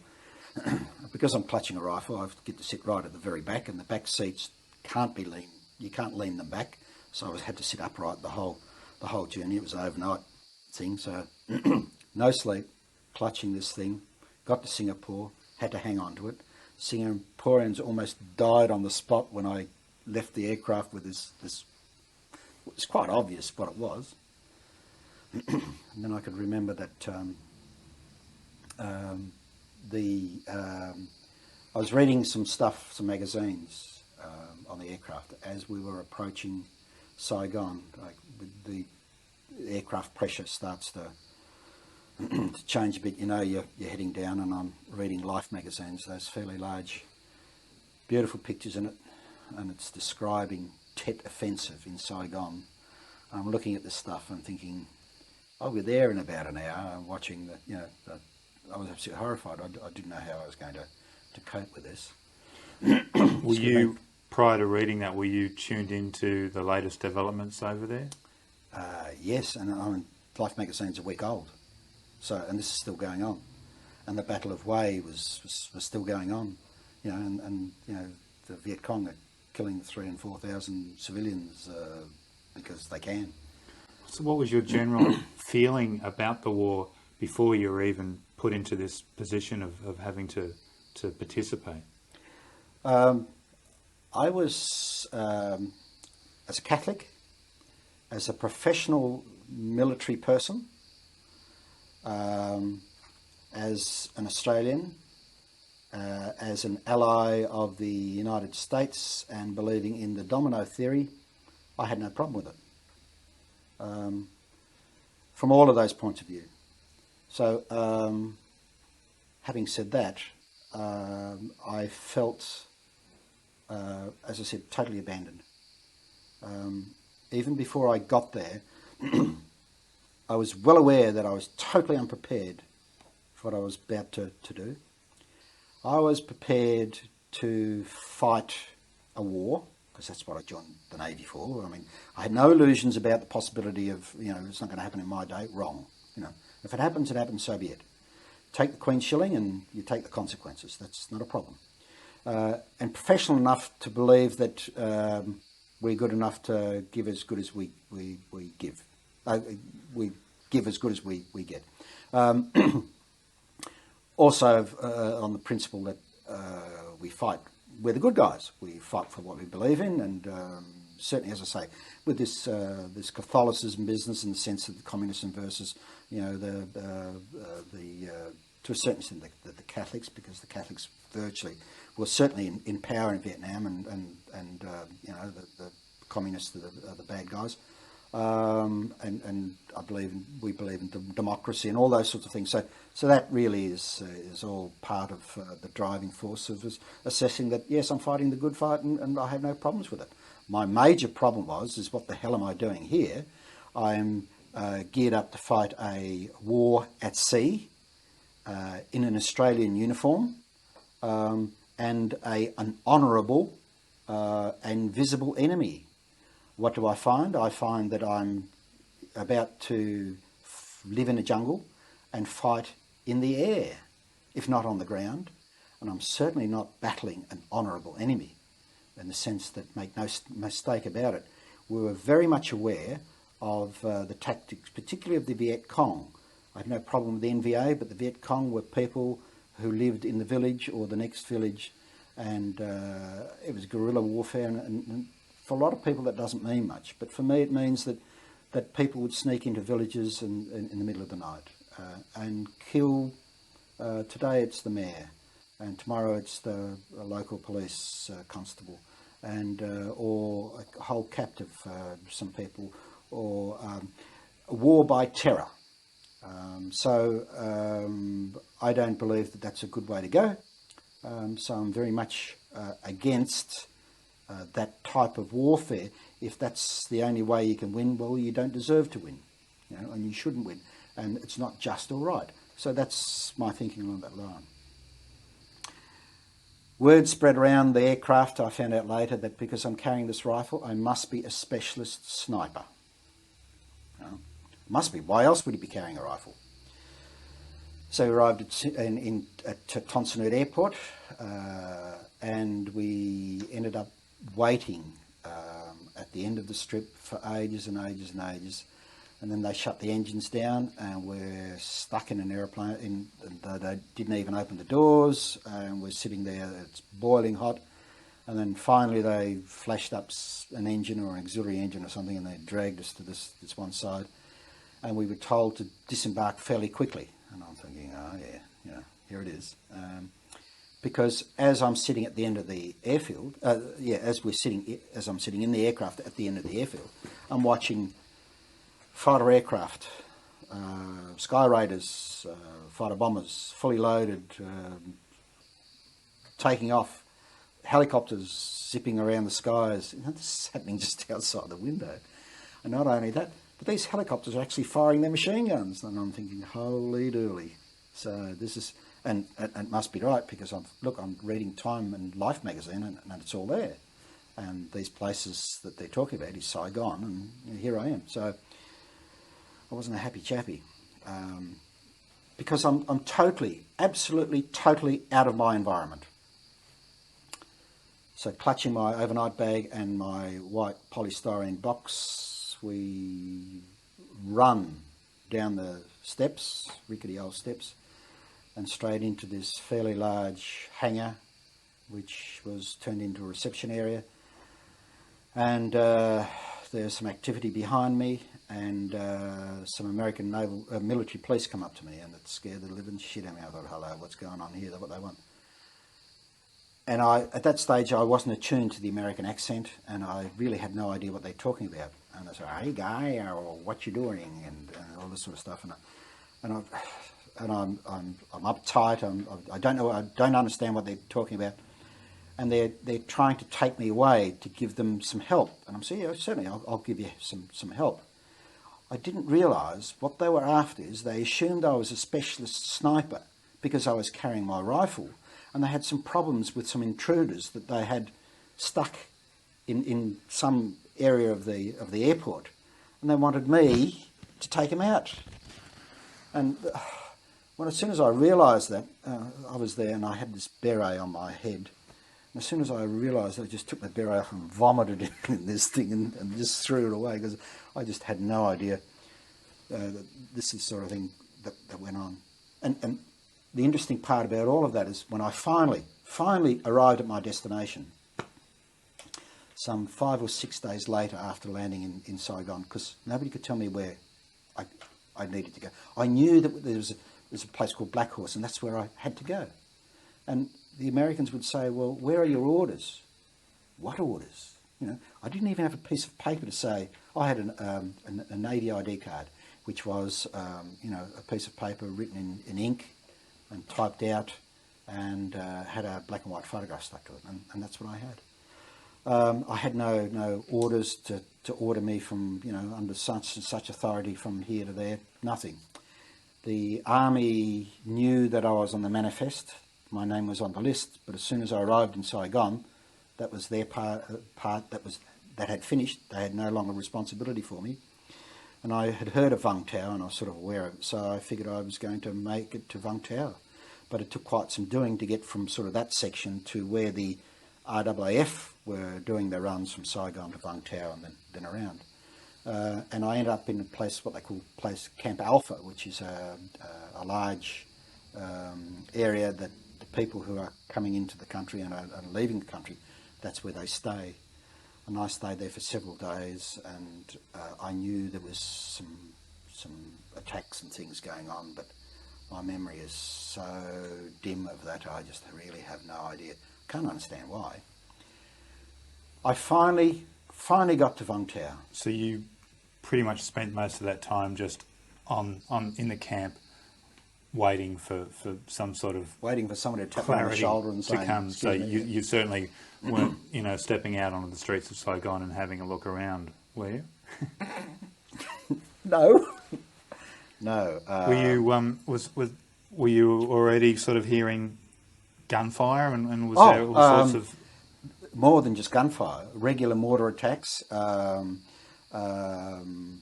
some areas. They were still trying to weed out, as I understand it, they're still trying to weed out in the Chinese quarters some of these, or some of the VC. They would, and I mean, quite used to it after a while. I mean, Saigon, you don't normally hear gunfire in Saigon, but most other places, with the exception of Vung Tau, of course, most other places, there's always somebody letting off steam or letting off their rifles or something, you know, and after a while you just, unless it gets really close and unless it's incoming, you don't worry about it, and you soon tell the difference between incoming and outgoing. So, and even artillery and rocket-propelled grenades and those sorts of things. But it was the complete culture shock of being able to, when I was moved from one area to another, we had to go into a bus, and the bus had all this wiring on the side because all the windows were open. And I said to the guy, "What's all the wiring for?" He said, "Oh, that's just so that people can't throw hand grenades in there." And then I can remember seeing in my Life magazine book the story about how the Viet Cong would drive around in a little scooter and would have a sachet of some sort or an attaché case or something with a hook on it and just hook it onto these gratings of the buses. So, I mean, it didn't instill too much confidence in me. And the thing that disappointed me was that there's nobody there to sort of say, "Hey, this is what you do," and keep your head down, and no Australians whatsoever. That must have put an incredible pressure on you. Having that thought that you were totally unprepared for what you were meant to be doing, and no one caring about, you know, who you were or what you're doing before you got there, and then landing and finding that that was still the case, and then being, you know, in warfare for the first time, hearing everything exploding around you, and being left to your own devices to still try and keep your wits about you and get to where the hell you were meant to get to. I mean, that must have been incredible pressure. Probably it was very much, it was pressure, but the only saving grace that I had was that I had a target. I knew that I had to get to Black Horse, and I tried to focus all of my energies on that. And I knew the only way to get, because I would talk to American and at some of the reception centres and say, "How do I get to Black Horse?" "Where's Black Horse?" Never heard of it. You know? And for the average guy, American in Vietnam, Black Horse means nothing. It was a brand new camp in the middle of the jungles, out of a rubber plantation somewhere, and the only people who knew that was Black Horse was the last person to draw up a new map and the guy who put the sign above the gate, and that's about it. So it was very difficult. I knew that I then realised that I had to get to Vung Tau, and once I managed to get there, things were fairly straightforward. I just said to the Air Force, once I got to the Air Force, I said to the Air Force, "I need to go to Black Horse," and they said, "Oh, great, it's not a problem, you do this." And The Australian Air Force or the Australian Air Force. The Australian Air Force. They flew out of Vung Tau. Very civilised, very civilised. So, and they got me to Black Horse. But the interesting thing was that once I did get to Black Horse, one of the first things I had to do was hand in my SLR rifle, my polystyrene box, and they gave me an Armalite rifle. So, I mean, in spite of all of that, it was all a waste of time. And you never saw that white box again? I never saw that white box again. So I've still got the receipt for it, but yeah. It was a bit disappointing, my arrival in Black Horse, in the sense that I thought that, I mean, I knew some of the guys, some of the junior people there, and I got a bloody good reception.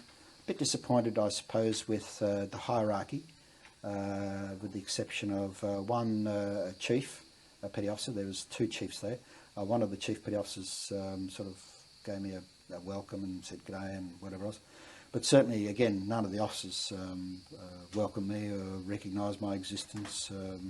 These Australian officers? These are the Australian officers. These are the people that are directly in charge of me. And I, as an interest, I went through the what they would call the not the log, but the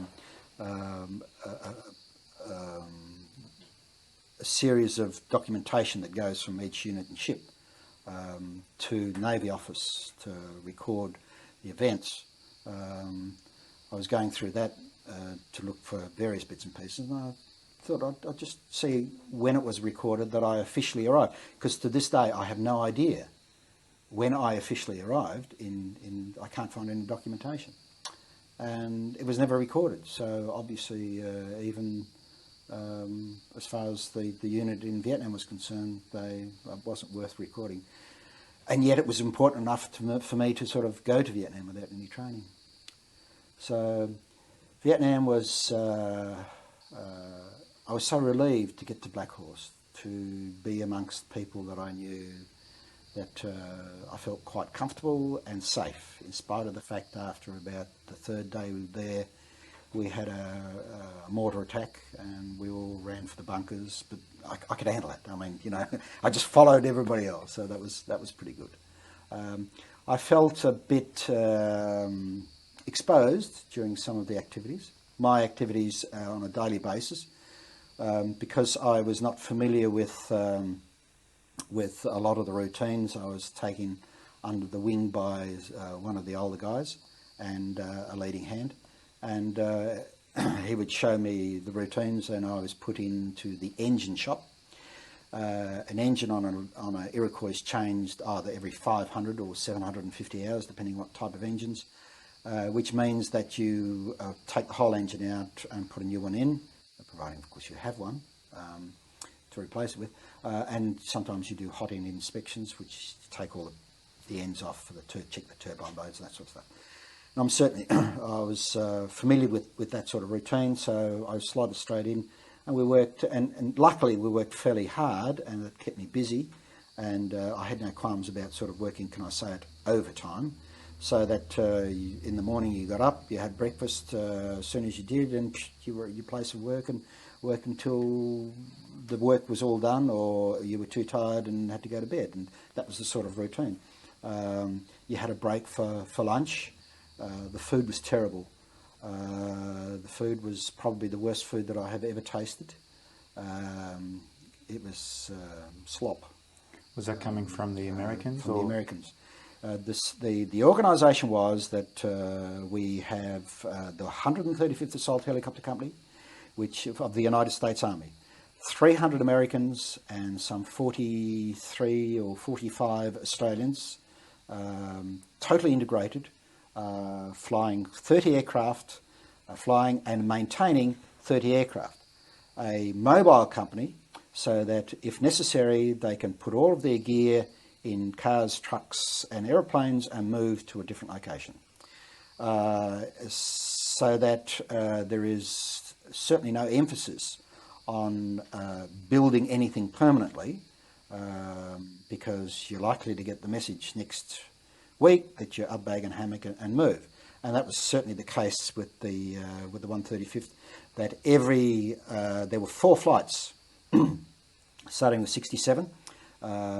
There were 4 flights, and they all moved during their particular time from one camp to another, which meant not only not a break in their operational routines, but in addition to that, sort of going to the new location, preparing the site for a big move, doing the big move, and then decommissioning the old site, so that and that both they all need to be guarded, so that the enemy doesn't have the use of the equipment or the facilities that you leave behind, that sort of thing. When I say fully integrated, the Australians fully integrated with the American unit.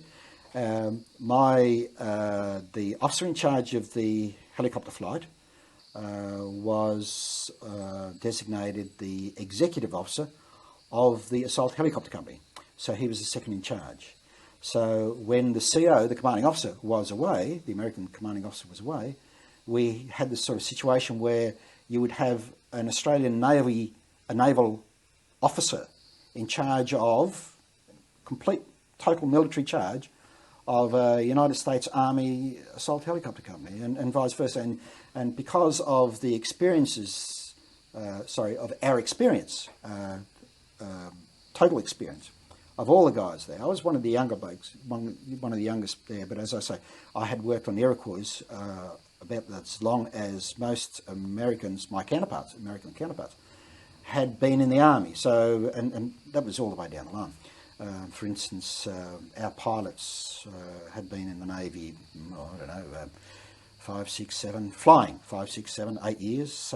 Most of the American pilots had never seen an aeroplane 12 months before they, that sort of stuff, which is quite horrendous. Fully integrated, so that meant that we were slotted into various positions, initially by rank, and as time went on, to a certain extent by experience. And in my own case, because I had quite a lot of experience on the Iroquois, I was able to, rather than just stick to the engines aspect, I moved up and ended up in unscheduled maintenance, so that I ended up being responsible for a team of 23 guys,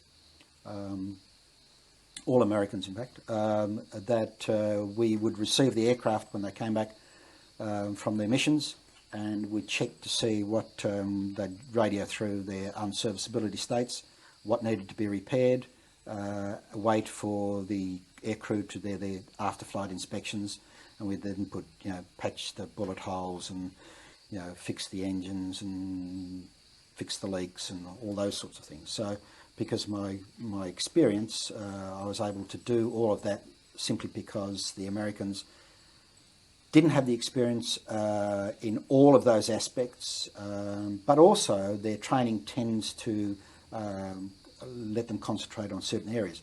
One guy would be what they call prop and rotor, which meant that he would only do things that had to do with rotor blades. Another guy might be sheet metal, another guy might be hydraulics, another guy might be engines, which the Australians could do the lot. One of the difficulties that we had was, again, a breakdown on in the divisional system. I didn't have an immediate Australian boss, other than a senior sailor, initially whilst I was in the engine shop. So that meant that once I moved out of that area, I was pretty much on my own. But in this particular case, I thrived. I loved it because I wasn't restricted. Regulations require me only to be able to do a certain amount of things in Australia, and I'm constantly, and rightly so, I'm constantly checked and independently checked for quality control and full range of movements of things and those sorts of stuff, where the American system doesn't allow for that simply because you just don't have the time or the resources to be able to do it. So that gave me full scope, and after a while I was able to build up some trust within the unit, both the people that worked with me and the aircrew, and I was pretty much given a free hand, which really, that encouraged me to learn more about the aircraft, learn more about the technology.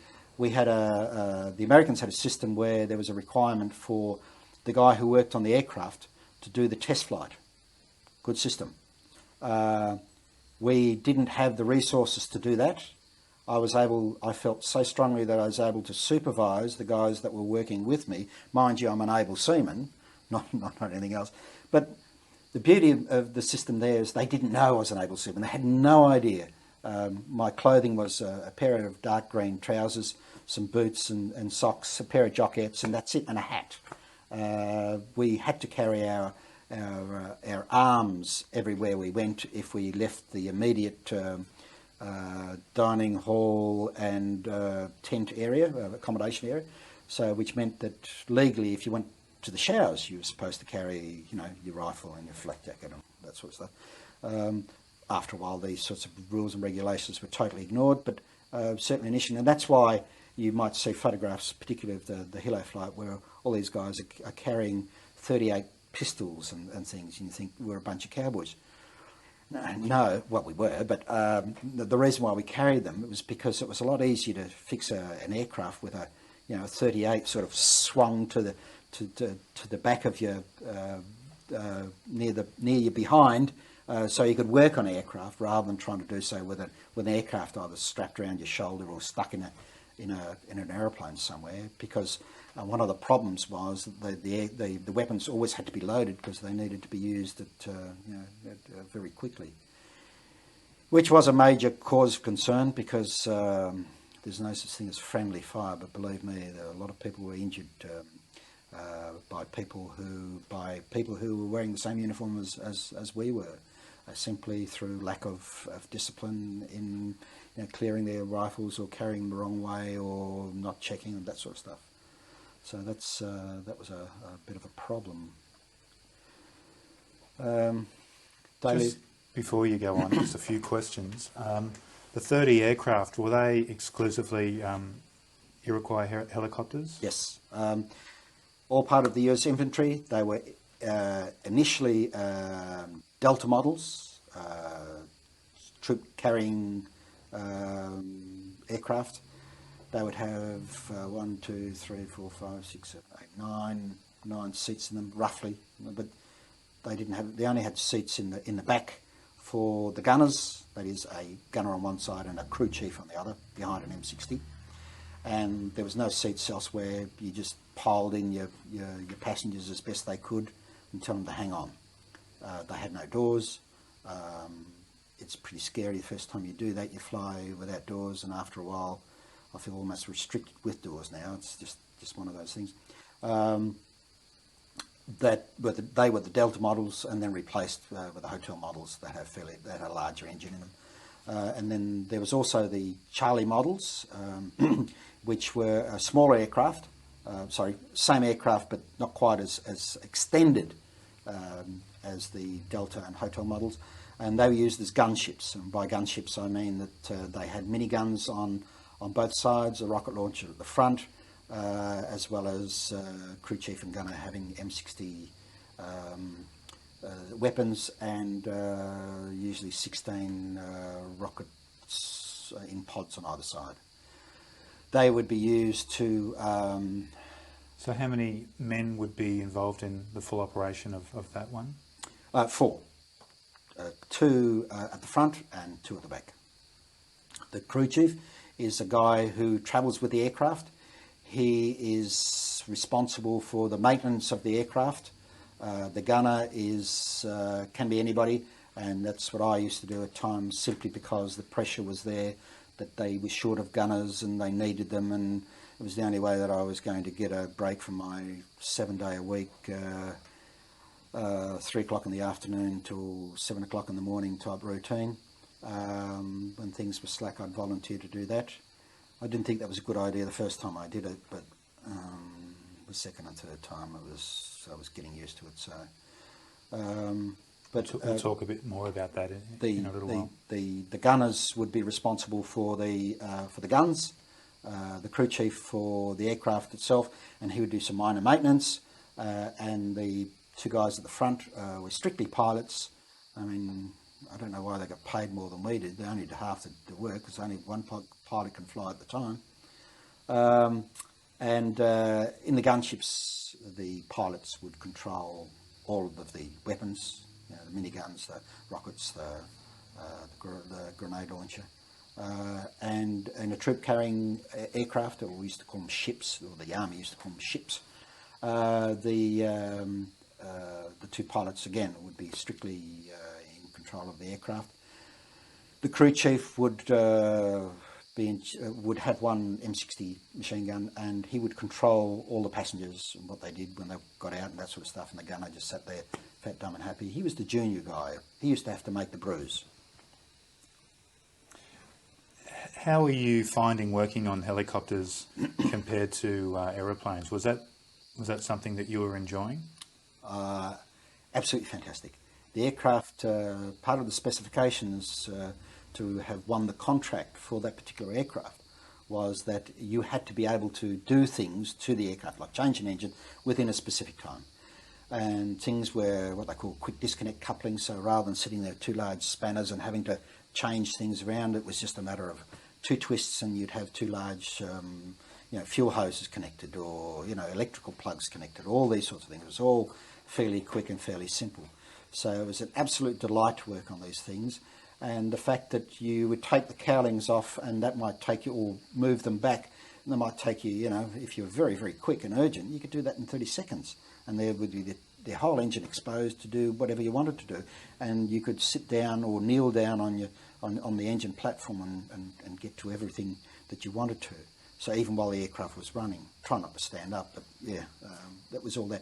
Which certainly is, when you compare that to the other aircraft that I'd worked on, mind you, they were totally different aircraft. One was a fairly sophisticated twin-engine, long-range anti-submarine patrol aircraft, and the other one was just a, what they call a utility helicopter.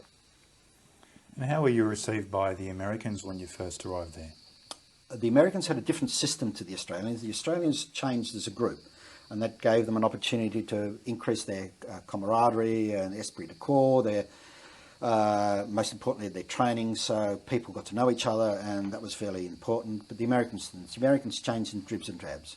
And one day Frank wasn't there, the following day Frank was there, and the Americans were saying, oh, we've got a new guy, and we did. So for them it was just another new guy, a new Australian, and how come you're here? And if they bothered to ask me. And the only people that would ask me, in fact, were the people that I was working with, who would really be interested. Don't forget 300 guys who would very rarely see each other than if you were working with it, because the maintainers would be maintaining, the cooks would be cooking. I felt for the guys who, for instance, our sick berth attendant, although he was part of our unit, he was seconded to a army hospital on the base, very rarely saw us. He was just another corpsman, and he got on with doing what he was supposed to do. And if we went to the hospital for treatment for some reason or other, we wouldn't see the Australian, we just queue up like everybody else and just be part of the system. And that was a fairly unique system. Certainly that wasn't the case. I don't know whether I got the chance to explain it before, but I did 2 tours of Vietnam. The first tour was as a replacement, and believe it or not, the second tour was as a replacement as well. I went back with all of the Australians in the first group. And because I hadn't spent the 12 months there, I was fairly keen to complete 12 months in the hope that I would then not be sent back and at some later stage, because I suspected that the war was going to last a little while. It was not likely to be over quickly. So hedging my bets, I put in a request through the system to say, can I please stay for 12 months? And they said I could only stay if I undertook to stay for a further 12 months and not just a complete 12 months. Our postings was 12 months duration, the Army's postings for 12 months, the Air Force for 7 months. Why, I don't know, but so I was particularly keen to not put the head on the chopping block for another posting, but I wasn't prepared to stay another 12 months, so I went back with everybody else. But guess what? We came back in October. I went on leave.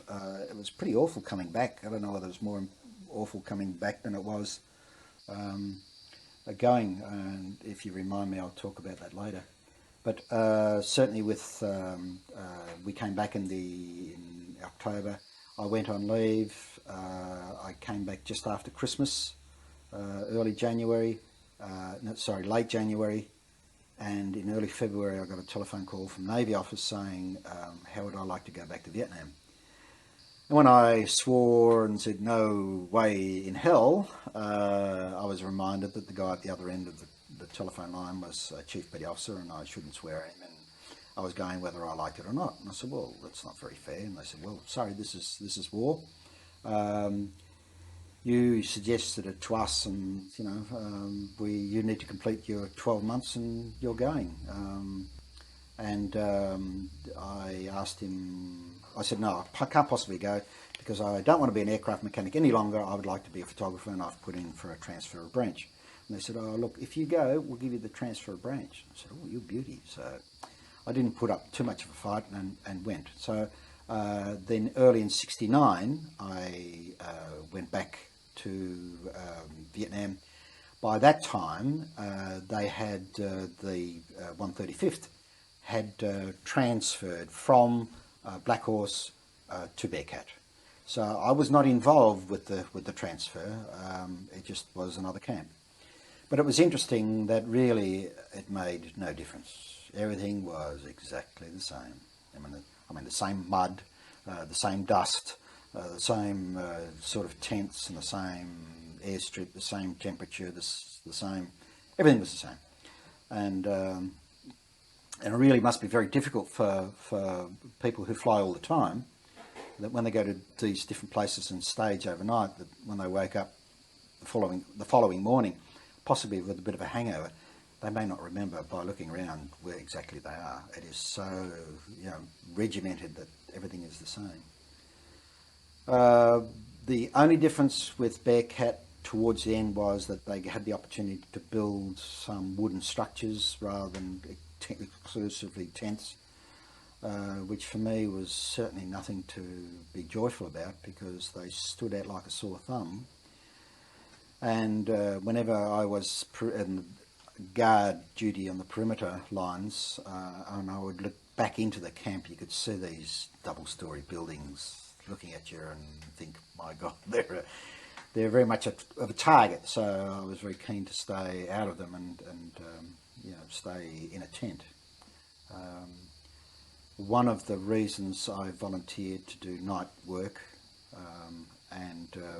as I said earlier, start 3 o'clock in the afternoon and work through until the aircraft were finished, would then sort of relax but have to wait until the aircrew arrived at 6 o'clock in the morning, start turning and burning, then take off about, I guess, 7-ish for them to go and pick up whatever they needed to be picked up. So in answer to your question, was there much difference? No, there really wasn't. Can you talk about, you know, sort of the machinations of the war? I mean, you're almost on the front line there, so you must have seen how it was unfolding at both camps. What did you see? It was very difficult to interpret what was happening. All we were was a virtual taxi service. We would provide air transport for troops to land, to be picked up from wherever they were, usually from their camp, wherever they were camped at the time, but in case of the Australians, invariably at Nui Dat, we picked the guys up and we would transport them to various parts of the jungles or the paddocks or wherever, and for them then to do sweeps. It was frustrating when we worked with the ARVN, the Army of the Republic of Vietnam, because invariably the Viet Cong would know where we were going to before we did. There was really no security there, and it was as frustrating as hell. But there wasn't much that we could do about it. We were obliged to, you know, play the game, and we would try and keep as much information as restricted as possible till the very last minute. But there was always some grumblings by particularly not so much the aircrew, but the guys like myself who would do the gunnery duties, because either we had to, the Americans had to, we didn't, or we did it on a voluntary basis, having committed ourselves the night before to say, oh yeah, I'll gun for you, and then find out, shit, we're going to pick up the ARVNs, which invariably made it a hot reception. And that wasn't much good of a morale booster for the ARVNs themselves. I really felt sorry for these guys. I mean, they were all the ARVNs? the Army of the Republic of Vietnam, the South Vietnamese Army. These guys were the meat between the sandwich. I mean, they were stuck between the North Vietnamese and the Americans. The Americans pushing them one way, and the North Vietnamese and the Viet Cong the south. Sorry, the difference between the North Vietnamese and the Viet Cong is that North Vietnamese were the people from the north who had an established army, and they had infiltrated and invaded parts of South Vietnam and were carrying out full military operations. The Viet Cong were the local communist cadre who were recruited fighters who were farmers by day and terrorists or guerrillas by night. There certainly was very much a difference when you opposed them. The Viet Cong tended to fight or to give some aggression initially, and then it was basically a hit and run. The Viet Cong, that was with the Viet Cong, and with the NVA, the North Vietnamese Army, they invariably careful planning, good supply lines, good intelligence, and would sucker either the Vietnamese Army, South Vietnamese Army, or the Americans into traps. Invariably, they would recruit the Viet Cong to start some sort of a small operation and get them to retreat, and hope that the good guys would then follow them and try and chase them and catch them, and then find that, hey, shit, we've walked into a trap because there's 10,000 regular army people here that are likely to blow us to bits. That's the sort of thing that happened. Did you, you mentioned before that before you went to Vietnam that you had an aversion to jungle warfare. This wasn't fighting a good fight. After seeing what you saw, did this aversion become even more pronounced? No, I didn't have an aversion for jungle fighting, but it was not my... I'm totally alien to me. I was not familiar with it. My territory is on a steel ship, maintaining airplanes as hard and as quickly and as technically competent as possible. And if necessary, I could do other things, but that was my forte. That's what I was focused totally and to do and trained to do. And then all of a sudden, to find myself in the jungles, still doing that basic job, but also in additional to doing that, doing my gunnery duties, which were in an aircraft, which there was intense psychological pressure for us to do. Not to be part of the... because the Americans were required to do that. The Americans were the American Army, and all armies teach their people to be part of the infantry, or to have infantry skills in addition to other skills. So everybody in the army, from the cook to the pilot, can use a rifle. And here I am in Vietnam, and I've not only not able to use a rifle, but I don't even know what I'm supposed to look at or to shoot at. So I had no training in these sorts of things, and I find myself in that situation. Now, I didn't sort of walk through the jungles and do patrols.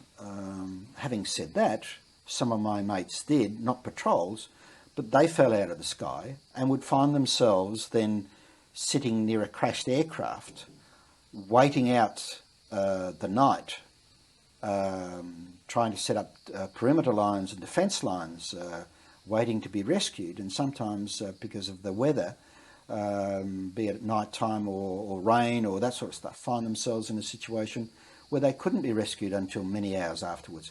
And that then meant all of those infantry skills that the army had would be required, throwing grenades and trying to detect where people are coming from and being outflanked, whatever that means, and all of those sorts of things.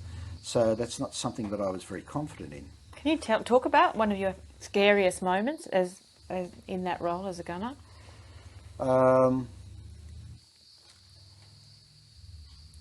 It's interesting that I found that being fired upon when we were doing insertions into hot LZs or landing zones, I didn't find that scary. That's scary in the sense that I didn't find it scary, and I don't know why. I suspect it's because finally I'm at the stage where I'm reasonably confident with an M60 machine gun. I was horrified the first time I had no idea, didn't know how to unblock this thing. I'd never been trained. But after some practice and after some exposure to using this, luckily my first few flights were not opposed, so I could sort of get used to this. I found it was nowhere near as scary. I felt comfortable in the aircraft. A bit, I'm not saying the pulse didn't increase, but I felt relatively comfortable in the aircraft, because when all else fails, you can fly out of there. I don't have that feeling stuck in a paddock somewhere, because I don't even know where I am. You know, unlike the infantry, at least they walk in, they can walk out. In my case, if I'm stuck in a paddock, I have no idea. I'm not a navigator. I could be anywhere. The other thing I found was that it was usually opposing forces, and we knew that they were going to be there, and they knew that we were going to come in and land, and it was almost a fair fight, if you know what I mean. So that wasn't as scary as a lot of other things. I suspect that one of the scariest things was my first few nights in Vietnam. And the interesting thing is that I don't remember what happened. It's total blank. You could torture me or offer me $1 million. I have no idea. So I suspect whatever happened was pretty scary because it's a blank. Some of the other scary things to me were some of the psychological things. I was horrified, and it wasn't scary, but horrified, that one of the first times we ever went over a free fire area, and there was only 2 aircraft going out at the time, and we were asked to test our guns, which is the normal practice, and you give your guns a short burst to make sure that they work. We were going, although the area was specified as a free fire zone, and therefore anything that you found in that area was supposed to be the bad guys unless you were told about it. The free fire area was in a village which was still a village fully occupied, and they had the rice fields and the plantations, and they were growing their subsistence crops and whatever else. And my opposite number, the gunner, ended up killing a water buffalo that was being used to carry some stuff, drag some stuff from one area to the other. And there were kids nearby, and there was an old fella nearby, and he shot this thing dead. To me, that was horrifying. Why? Because I suspect that the old fella and all the kids and all their family had just been turned instantaneously into Viet Cong, because there was no need for this. He could not see that there was anything. I tackled him about it afterwards. He was a big guy. I didn't want to push the issue too strong, but I said to him, why did you do that? It's a free fire zone. It was perfectly legal. How do you explain that to the guy who's just lost his only means of transport and his tractor and probably his life saving? That was impossible. And I couldn't understand that the Americans couldn't understand that. And I'm an able seaman, and I've had nothing to do with this sort of stuff. But you would have thought that sort of thing was quite obvious, but it wasn't. And I suspect genuinely it wasn't obvious to these guys. That's when I started thinking that, are we going to win this war? I suspect not. And then expose you to working with the Republic of South Vietnamese Army, and seeing how badly equipped these guys were. World War II rifles instead of the... at least the Viet Cong, the Viet Cong, not the Arvins, but the Viet Cong had Armallites that they stole off the Yanks, right? But the army of the Republic of Vietnam had old rifles, carbines that the Americans were using in the Second World War, that sort of stuff. And the rations and the support that we provided for some people, but not for others. And these are the things that horrified me initially, and then scared me as a long-term thing. Scared me that, hey, what am I doing here? We are not going to win this. Exposure into places like there was a village outside Vung Tau.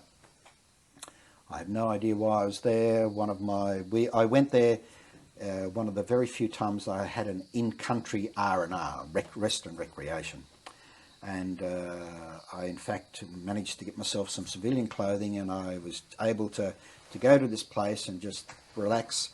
I had just bought in the PX, the big supermarket there, a Seagull twin lens reflex camera, because photography was my hobby, and I was taking some happy snaps everywhere. And I was sitting there in an area in a white cement, very cool, because it was a hot day.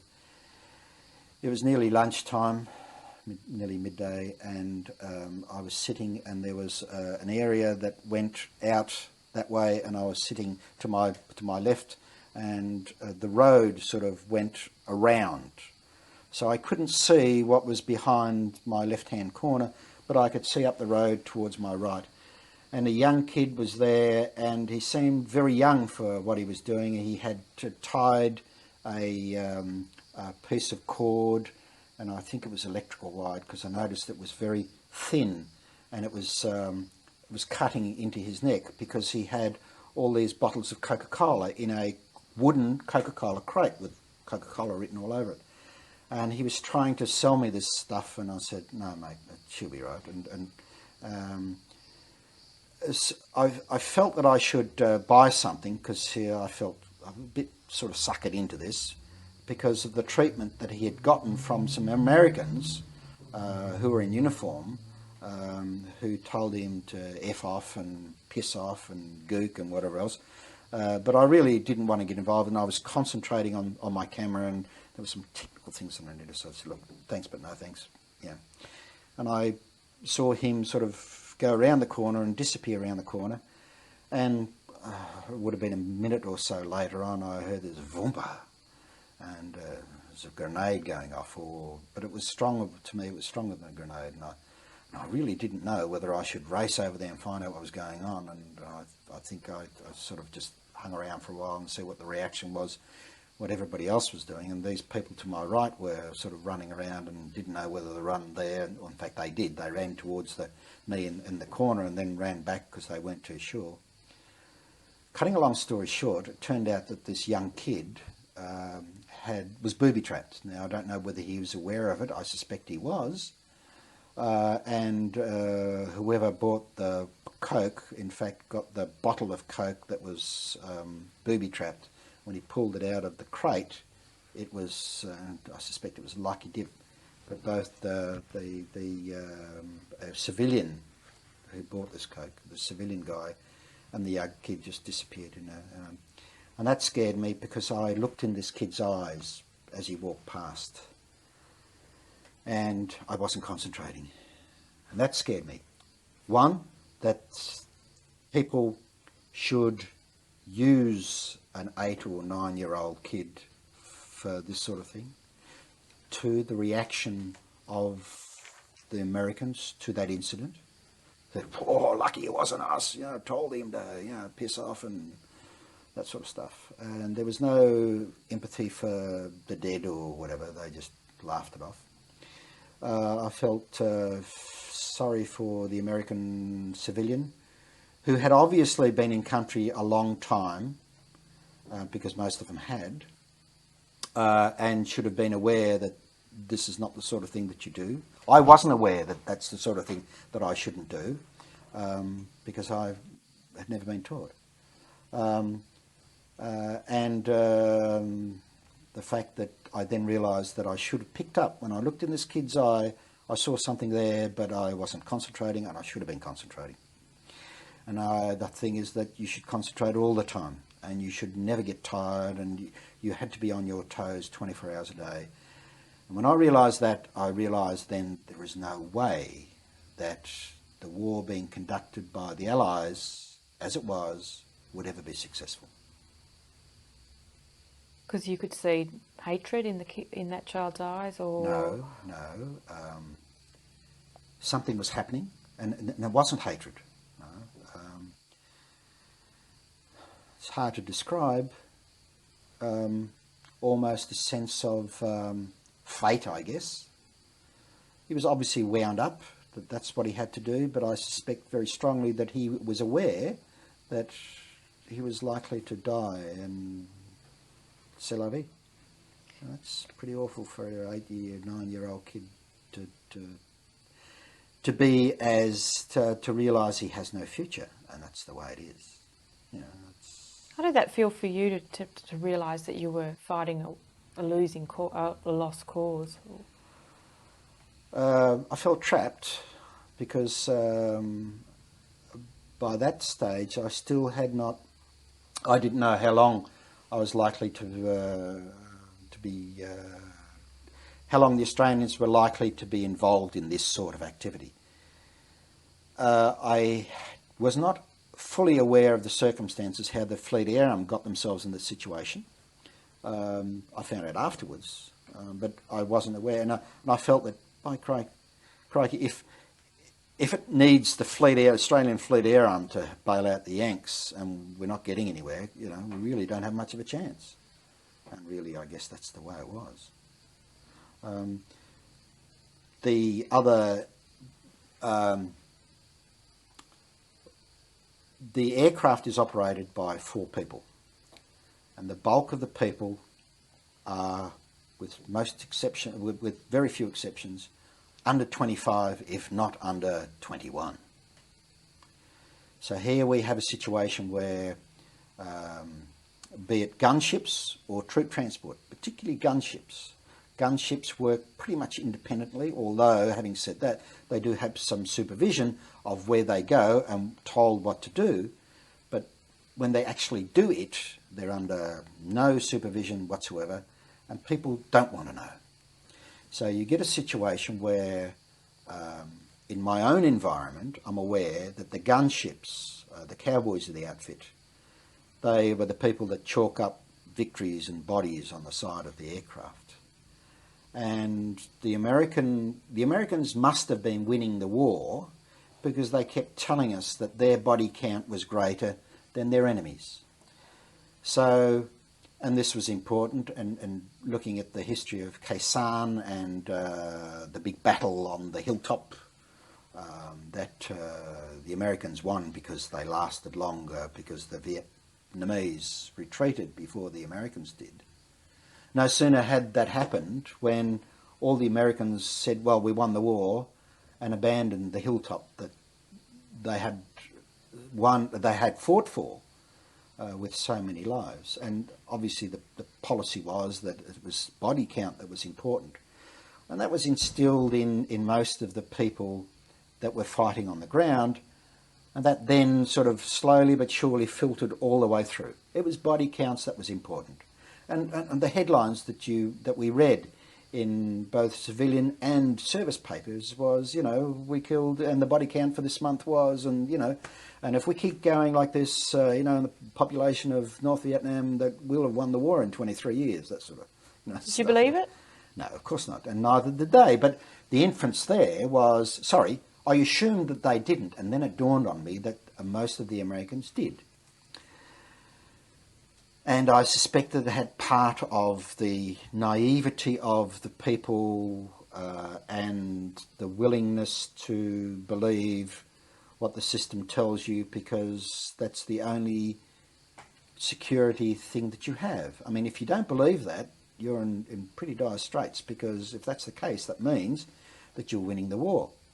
And that's what, I guess, happened to me and a lot of the people that followed, the Australians that followed us.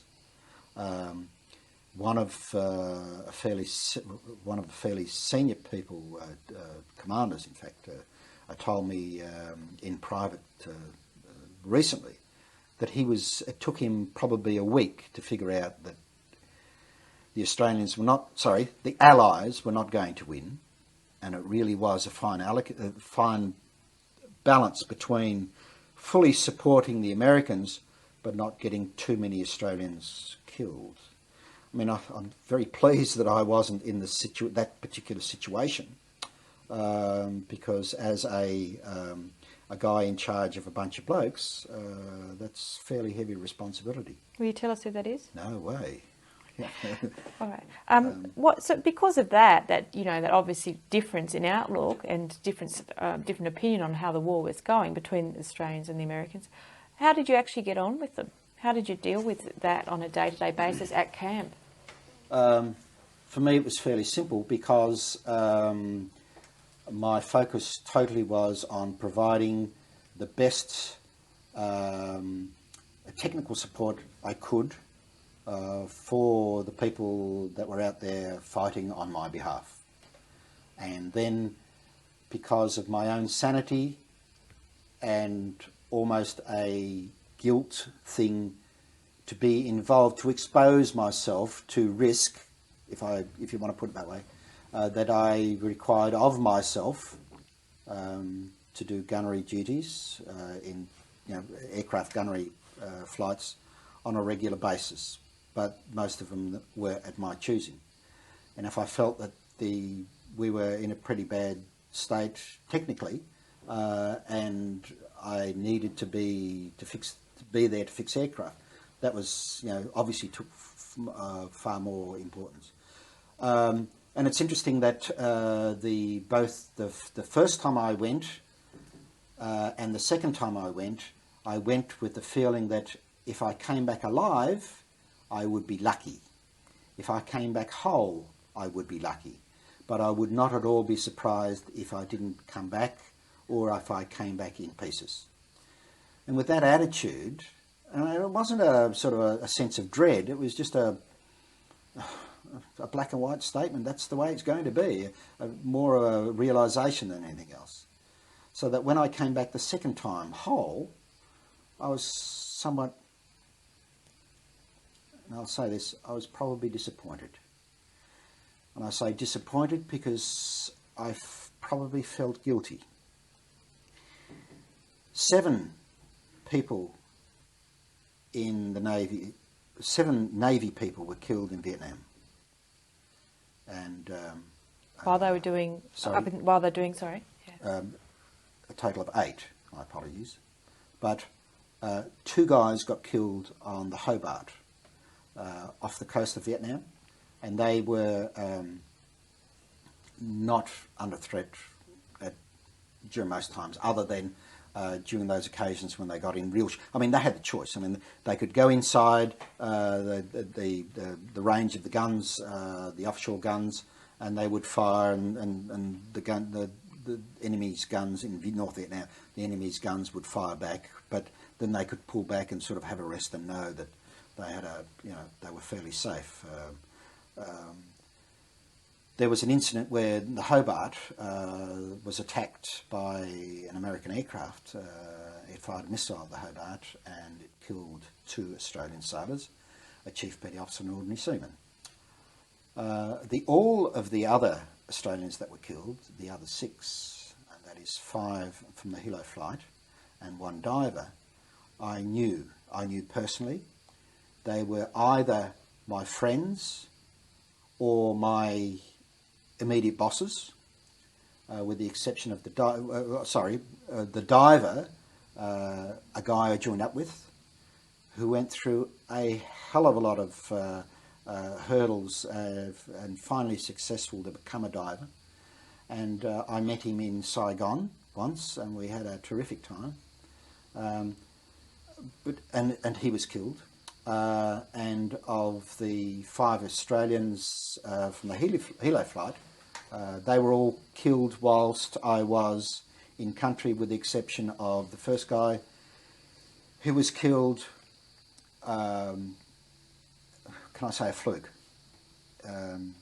He was killed when he was way up at high altitude, and a bullet ricocheted off the instrument panel and struck him in the side of the head, and under normal circumstances, it was just a fluke.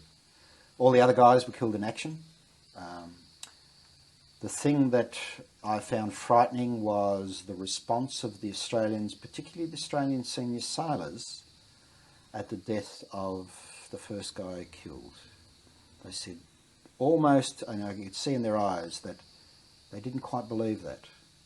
Me, I had arrived in country assuming that I was going to die, because I didn't know of the circumstances. I looked in the paper and it was how anybody could survive in these particular circumstances. All these people shooting at you and you're not knowing where the enemy was coming from, whatever else. And it wasn't so bad, but I assumed it was, so I had this sort of mentality. But certainly from our senior sailors, the reaction was, shit, one of the Australians got killed. These are back here in Australia? No, these are the senior sailors in Vietnam. And I think that they felt that maybe for some reason they were exempt, or they were because they were better trained, or they felt they were better trained, or whatever. But the realisation, it was a shock to them, I think, that shit, one of us got killed. which hurt me because I assumed one of us was the 135th, but one of us was not the 135th, it was the Australians. And I had never thought of that. I considered that us was the 135th, and that's all the Americans there as well as the Australians. This was certainly the case later on, some of the stories that I heard, that later on in the period when there was this backing off by the Australians, and it was a bit of a us and them type situations. And that may have been driven by personalities rather than, the operations that they did. But us and them between Australians and the Americans. At your camp? Yes, not at my camp, sorry. Later, because by that time, I'm talking about the groups that followed me, and that's only from stories that I've heard when we have reunions and we talk about these sorts of things, about situations, and I sort of followed that up and think, I wonder how they got into that situation. So I suspect that there was some friction there as well. Mind you, in that situation, the Americans are getting fairly desperate in the sense that they're looking down the barrel of trying to extricate themselves from the war, and that's not easy when you're providing air transport logistics, because you've got to be there whether you like it or not. So that was interesting. But getting back to this body count, it was the constant drive of the body count that was important, and therefore for people, if you were in an operational area, if you could find an arm and a leg, you could then, and that was not in an Allied uniform, you could then say that, shit, we've won this battle because we've got two bodies, not one. That sort of mentality. And what was important in killing people, because that was a body count, and therefore you would be winning, as opposed to saying, look, what's the purpose of the exercise? The purpose of the exercise is to provide security for the people to run their own country, not to go around killing everybody. And I say that, tongue-in-cheek, in the sense that some poor guy on the ground, I mean, he's not going to know whether this ARVN guy next to him is an ARVN by day and a VC by night. He has no idea. So he tries to put up walls and barriers to ensure that there is no risk to him. And you can't conduct a war like that. Even, as a young able seaman, I could see that. Did you see many dead bodies? Heaps, and that's to a certain extent, when I say us and them, wasn't quite the case. When we would receive aircraft and hose out with our fire truck, we would hose out the bits and pieces that the medics didn't retrieve, or the blood and guts, if I can put it so crudely. And sometimes the aircraft just didn't have time to drop the bodies off, particularly if they were in body bags, because or if they weren't in body bags and they were only Vietnamese, or if they were Viet Cong, but only Vietnamese, meaning if they were ARVN, we tended to, as mechanics, of the people who were, back at base, you get an aircraft coming in and there'd be, bodies or blood and guts everywhere. Then it became us and them. When when I was in a situation of being a gunner and seeing American wounded, it was all right because they were only Americans. Do you know what I mean? In the sense as opposed to they're not Australians. That was my protective mechanism, saying I can distance myself from that because they were only Americans, and they're not really shooting at the Australians. That's me, So that was a psychological mechanism that made it seem all right. And then when it got closer to home, that it was only aircrew that were being killed and not the mechanics, and so it went on. But you were wearing the same uniform at this stage. Yeah, but that's the mind playing games. And that allowed me to put up psychological barriers to say, I know I'm going to get killed, but not today, not yet, because they're only shooting Americans today, or they're only... and the other thing that you find, both if you're wounded and if you look at people that are dying, the first thing you think of is that you don't feel their pain. Unless you are emotionally involved with that person, and that is he's your best buddy, even that at times is easy for some people to turn off. To turn off initially, to be able to get you through the next couple of hours or the next couple of days, or to get you through the war. Now, knowing things about post-traumatic stress syndrome and various others, what it does is suppressing those sorts of things is somewhat dangerous. But, of course, we didn't know about those sorts of things at the time. So what happens is that when people die, and people die in your arms, you know that they're going to die, and you feel guilty about, one, that they're dying and you're not, but also that you have thoughts about, shit, I wish you'd hurry up and die so that I can get on with it. And those are very intrusive thoughts, and you think, shit, where did they come from? And you want to get the hell out of there, but you can't, because you have responsibilities, and you think, well, yeah, get on with it, And people are going to die because you take one look and you say, he's not going to survive this. To a certain extent, all those thoughts then come back to haunt you at a later date. How did the Americans take orders from the Australian officers that were hired from them? Did they take that well? For me, it was easy, because the Americans didn't know my rank, and simply because there was this constant turnover, where people would finally be smart enough to go on the flight line and to do the unscheduled maintenance. They found this Australian, and he took charge, and that's the way it was. All right, Frank. You wanted to say some more about the body count side of Yes, the I did. Vietnam War. Sean, one of the things that I felt fairly strongly about is that, and I sensed it whilst I was in country, and it's not something that came to me afterwards, but I felt that most of the combat operations were done by young people in charge of young people. And I touched on this sense of body count was the way to win the war, or that was the perception I felt that most of the people on the ground had. Not us flying helicopters, but because for us it was moving people without too much cost. But the people that I spoke to on the ground, because there was lots of opportunities for us to sort of sit around and wait for a while and talk to these guys, the grunts as we call them, the infantry.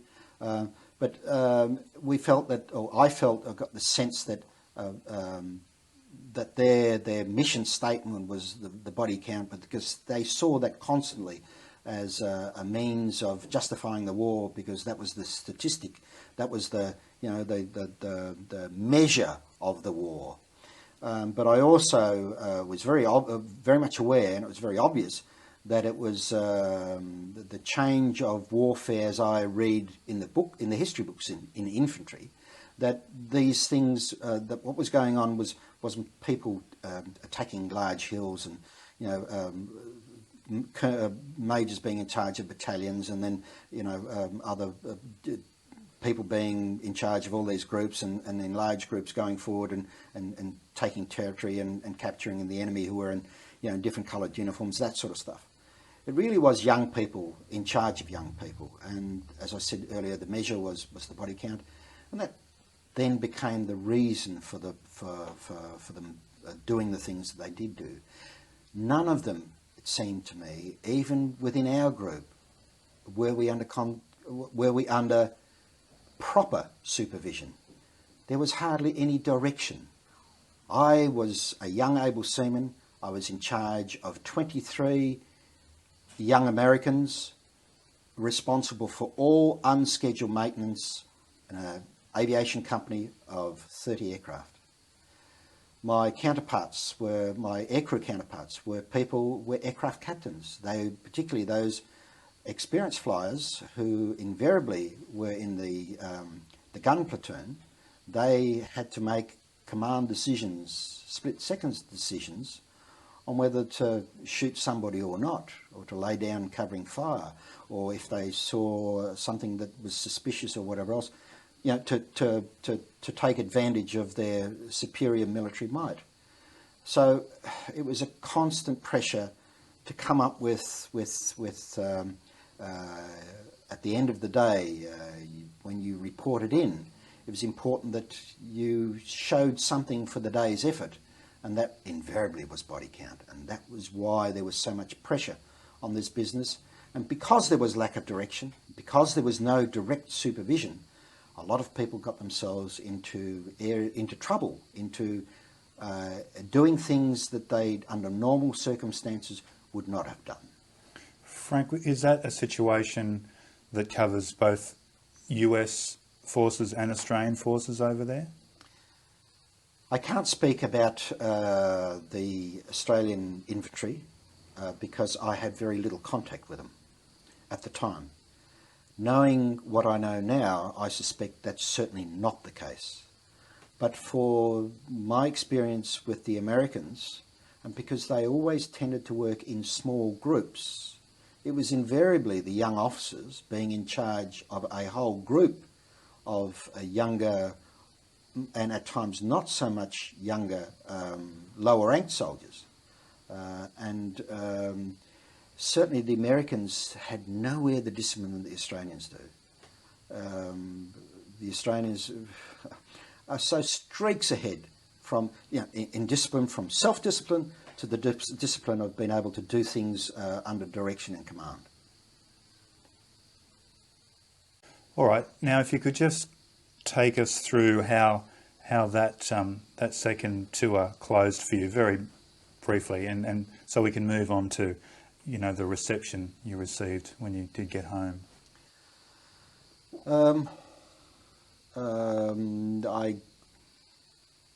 I enjoyed my experiences in Vietnam. I felt that, generally speaking, I felt that most of the time I was doing what I would consider the right thing. I certainly did all of my technical things. I gave it my best. I absolutely thrived on the responsibility and being able to do the things that I did do. I was somewhat disappointed at the lack of leadership that I saw from my seniors, both senior sailors and the officers. But that is probably not their fault, in the sense that they were diverted to other areas when I expected, probably naively, that there would be a structure where the Australians would maybe serve together, or on a basis would meet together to thrash out Australian things, which just didn't happen. And I guess it was probably through a lack of time. So that by the time that it came for me to go back to Australia, all of us were psyched up. Having gone through that already, because I'd gone back the first time, by the time the second time, I realised that some of the Australians were getting twitchy.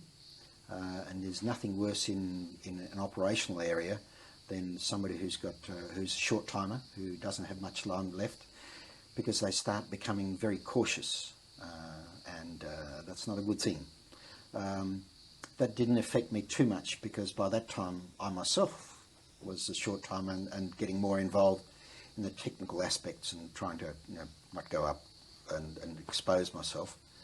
Having said that, there were times when the camp that we were in would be attacked, or there'd be either rocket-propelled grenades or mortar bombs, or sometimes people trying to a group of usually Viet Cong trying to get through the barriers and test out the the minefields and things, and that was pretty scary because, again, in our rank structure, I was on level at that stage with what they would call a buck sergeant, and therefore, although I was an able seaman, I was considered in the American system an NCO, and therefore I would be in charge of a part of every, I think, 5th or 6th night, in charge of part of the perimeter line, which is pretty scary when I had no idea what they were saying over the radio or what they meant when they were talking, infantry speak. It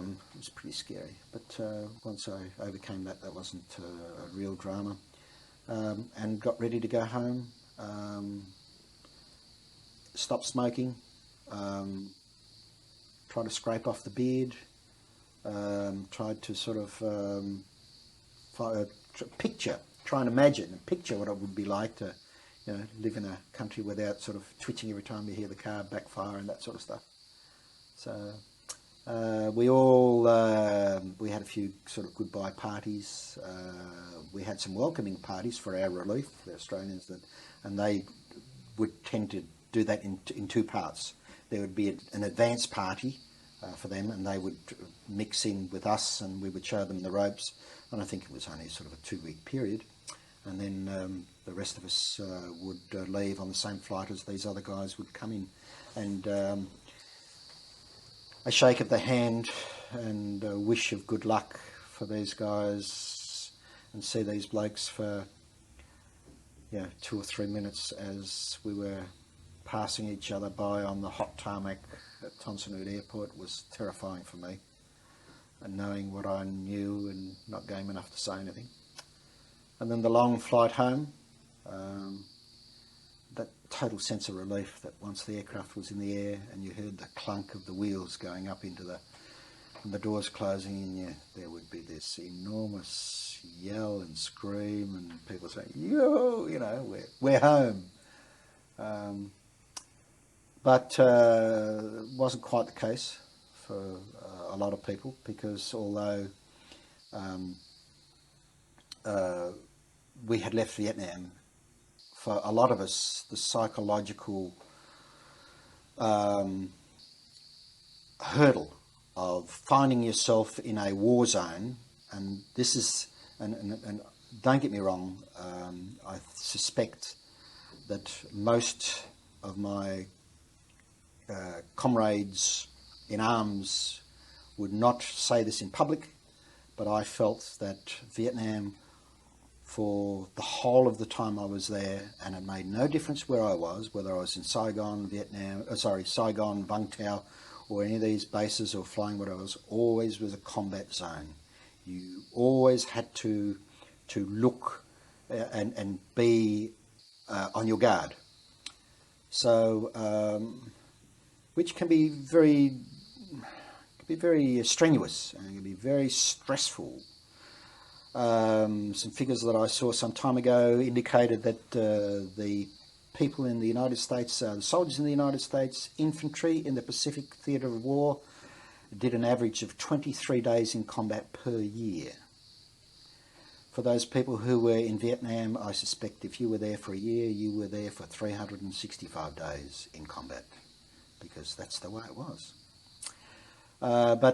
So unwinding yourself and trying to get used to being in the real world was a real hurdle. The people I have spoken to who had a good adjustment were those people who came back on the Sydney, that were able to unwind over a 2, 3, 4 week period. But people who were in Saigon one day and Sydney 8 hours to 12 hours later, it was hopeless. And the fact that we arrived late at night, and the fact that the reception was not good. By that time there was certainly this, late 69, there was this anti-Vietnam feeling from the general public, and the services tried to protect us from that. So rather than having the opportunity to walk down the street in your uniform, they said, oh, you're not allowed to do that, you've got to hide. That's one of the reasons why we came in late at night. Certainly we were very self-conscious that we expected to go to a war and to emulate our forefathers, people in the Anzac tradition, certainly those people who went to World War II. We had completely forgotten about Korea, but certainly the people that we'd spoken to at the pub in World War II, we expected the same reception, of course, and we didn't get that. And that was, to a certain extent, more than disappointing, almost as if we were a failure. In addition to that, we had I felt a sense of guilt for those close friends of mine who were very severely injured or who had died. And it's one of the reasons why people tend not to get too close to those guys who flew regularly. Not necessarily aircrew, but some of those ordnance, some of the weapons guys who flew day and night, simply because that's what they wanted to do. Because the odds were not very good, and people who clocked up, 1,600 hours in 10 and 11 months. I mean, it's unheard of. You just, you're in an aeroplane the whole day, all day. The odds were not good, and you tended to have this divorce of this system. So certainly that was part of almost this sense of guilt that I came back and I'm whole, but these guys didn't. Why me? Why was I special? And particularly for those people who had families, and with the exception of no, they all had families, because we all had parents and sisters, and some had wives and children, and that was pretty terrifying. A problem for me, the first time I came back, my pay documents had not been acted upon. So when I came back the first time, I had no money waiting for me at Sydney Airport. I had $2 and some Vietnamese money, and we arrived on a long weekend, and I think it was the October long weekend, and the pay officer, a young sub-lieutenant, said to me, "Oh well, we'll sort that out on the Monday," or if it was a holiday on the Monday, on the Tuesday. And I said to him, "What do I do till Monday?" And he turned to me and said, "That's your problem." So here I am in one item of uniform that was not even navy, it was khakis, no money, no support whatsoever. And because I was the last person, because they had some problems with my pay, and because they put me to one side and said, "Look, we'll try and fix you up last," everybody else had disappeared. And the people who had domestic flight were whisked off to the domestic, and I was there, and there were 4 people in the airport, in the national airport. The federal policeman, myself, and 2 supply people who were supposed to pay me found out that I didn't have any pay and said, "Go away and see us after the long weekend." And I had nowhere to go. I convinced the federal policeman that I should stay in the terminal overnight, and he was horrified, but he did the right thing. So he locked me in. Then the following morning, I was scared the daylights out of this poor, I think she was Italian, woman that was cleaning the place up, and she got there very early in the morning, about 5 o'clock, and she unlocked the key, and Frank sort of stretched himself from this horrible plastic leather lounge that was there, and she went, "Oh, who are you?" And I said, "Oh, it's all right, and I had to explain. I had bought a Minolta SLR, I nearly said self-loading, a single lens reflex camera in the PX in Saigon, and by God, it took some doing, but it was still in the box and it was in mint condition, and I hadn't been game and even enough to play with it. This was my trophy from all of that hard time, because I was definitely interested in photography, and this is my thing. I walked from the international terminal to one of the hock shops in the centre of Sydney. I got a bus ride and couldn't pay for the bus because I had no money, and the guy said that's all right. But I walked most of the way, and I waited for the hock shop to open and hocked my camera so that I had enough money to fly myself to Perth, so that I was home, at least home on leave, because my parents were expecting me. There was no way in the world that they would have been psychologically able to cope if I said to them, "Look, I'm going to be another few days." They would not have believed it. I never did tell them the story, but then I had to. Once my leave was up, because I wasn't keen to contact the Navy authorities because I wasn't too sure whether I was going back into the Navy. I think I was just prepared to disappear. But I think the logistics of, can I say it, deserting was probably beyond me in spite of what I'd thought about all of this.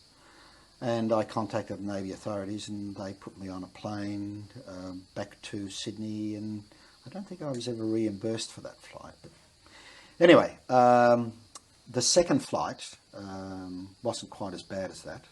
At least they had my pay, my ticket there. But again, there was this thought in my mind, should I go back to the Navy? And I don't think I had some real struggle with that. In the end, the thing that drove me, I think, was the fact that there was a promise there that I was able to change my branch, my training, and become a Navy photographer rather than aircraft mechanic. And of course, nobody remembered the conversation, and of course, who was I talking to? And I ended up sort of staying an aircraft mechanic. It was a bit disappointing after arriving back at Albatross. I assumed that, having been to war and I guess earning the battle honours for the Fleet Air Arm, that we as a group would have been accepted with more enthusiasm, and in fact that wasn't the case. It was the opposite. We were shunned. People were not interested certainly not interested in our experiences, but were even not interested in being associated with us. To my horror, they hadn't worked out my posting once I got back to Albatross. They hadn't got to that part yet. I'm not too sure. I was sort of a fleeting thought there, well, maybe they didn't expect me to come back, but that's fine.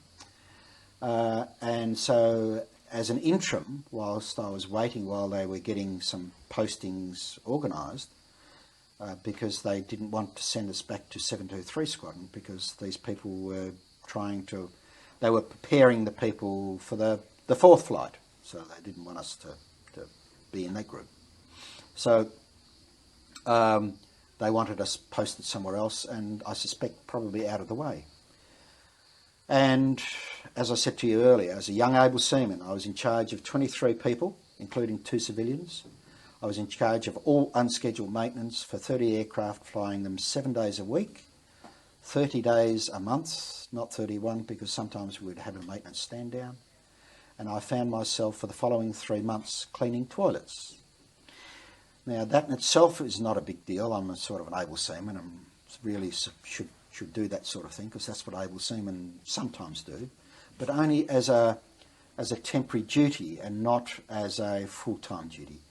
But the part that really hurt was that I was cleaning the toilets for the area that housed what was the handlers branch, and the handlers were those guys who did the general duties of the Fleet Air Arm.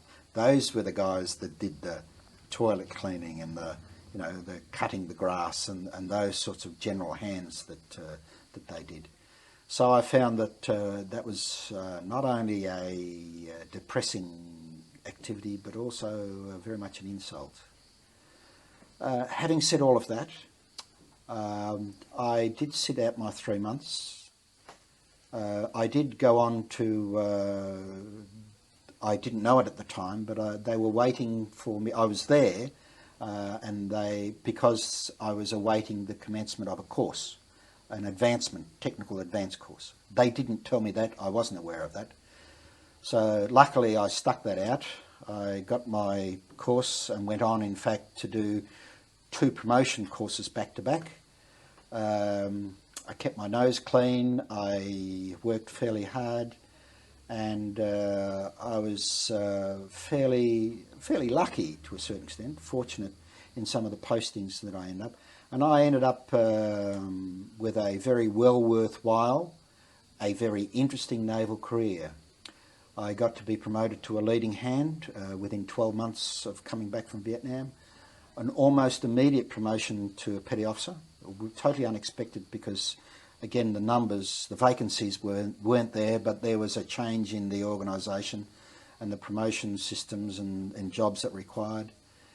And lo and behold, again, similar circumstances where I was promoted to a chief fairly quickly, relevant to some of the other trades and some of the other people within my branch. I then got caught up with, and I was keen to be promoted to a warrant officer, which was the last rung on the ladder. I was then caught up with the demise of the fixed wing element of the Fleet Air Arm. The new Labor government of the time announced that a fleet carrier the aircraft carrier would not be replaced, and as such, there would be not a call for fixed wing element of the Fleet Air Arm, and the Fleet Air Arm as a fixed wing unit would be disbanded, and there would be a sole concentration on helicopters. And that required at least a half to 2/3 of the people within the Fleet Air Arm to be moved to other areas. Luckily for the most of the people within the Fleet Air Arm, they were not discharged, unconditionally discharged. There was an opportunity for people to move to the other branches of the service, that is the Air Force or the Army, if they wanted to stick in the aviation field, or to do something else, or to go to other branches of the Navy. I didn't feel that that was an option. I felt that the only way that I could stay in the Navy was to be commissioned, and with the exception of good old mathematics, which I was never able to pass. By that time I had, for one reason or other, possibly to give myself some challenges, I really hadn't thought seriously about a commission, but I was educationally qualified with the exception of mathematics. Luckily, I was able, again, the Navy was very gracious and sent me away for some full-time study. I went originally to Creswell to do some basic groundwork, and then to the Melbourne Institute of Technology to do some heavy-duty mathematics. Once I became qualified in that, I passed my final selection board, selected, and went to the UK. For 12 months, I was the last Australian course to have the luck and the fortune to go to the UK to be promoted. Not because we needed the training in the UK, but it was more of a carrot. It was more of a, look, if you become a commissioned officer, we will send you to the UK for all of the things that mean. And it really was a tremendous posting. They're a very professional outfit, but a huge organisation. I mean, there's more people in the Royal Navy than there is in the entire military at the time. So it was huge, and they were tremendous guests, tremendous hosts. We were considered as guests and professional guests, so they went out of their way to expose us to all sorts of activities that the Royal Navy Fleet Air Arm did. And that, plus my earlier time out of the Fleet Air Arm, made me aware that maybe I should not just concentrate on the Fleet Air Arm and go somewhere else. I did some training, and from that flowed on some training technology and technical training and that sort of stuff. So once I was commissioned, I was promoted to a sub-lieutenant. I went to Albatross and became the photography officer, in spite of the fact that I was never good enough to be a photographer. And from there I did all sorts of other jobs, from air intelligence, housing, personnel support, again training, technology, analysis and design courses, computer-based training, all that sort of good stuff. Sometimes I wasn't quite too sure what I was doing, but very, very challenging. One of the best times I had was the first lieutenant and at long periods of acting executive officer of the Naval College at Creswell. Very demanding job. Creswell was building up again. There was always sort of the thoughts of Creswell sort of, shutting down, but then during the period I was there, it was building up. A period at the same time, there was this commercial support program set in place, so that allowed me to get involved in contract management and that sort of stuff. Very, very challenging. I did the staff course on the basis that I was going to go on to Canberra, and I guess because I was getting tired, and I figured that my chances of promotions were fairly good to commander, but it was going to be a long haul, and I sat there and worked out my sums. And in spite of the fact that I had a wonderful career and thoroughly enjoyed most of it, very challenging too, but I enjoyed most of it, that for my penance of going to Canberra for 4 years, maybe, as I say, being promoted to commander, and then having a year somewhere else to be captain or commander somewhere, acting commander or whatever, I figured that the $12 or $13 additional in my pay, retirement pay, wasn't worth the effort, and I was getting tired. And I decided I was going to retire because I wanted to do other things. So I did. I retired. I did other things and got an opportunity to do some reserve work. And the best part about it is that I don't set the alarm clock. I get up if I have to, but I don't have to. I do, but I don't have to. I've got my caravan. I'm keen to sort of travel and do all the things and see all the places within Australia that I guess that I didn't get an opportunity to see whilst I was taking the opportunity to see all those places overseas. Great, Frank. That was a very nice finale. I want to bring you back to a few things now. Why do you think you were shunned when you first came back from Vietnam? I honestly don't know. I have no idea. I have thought about it.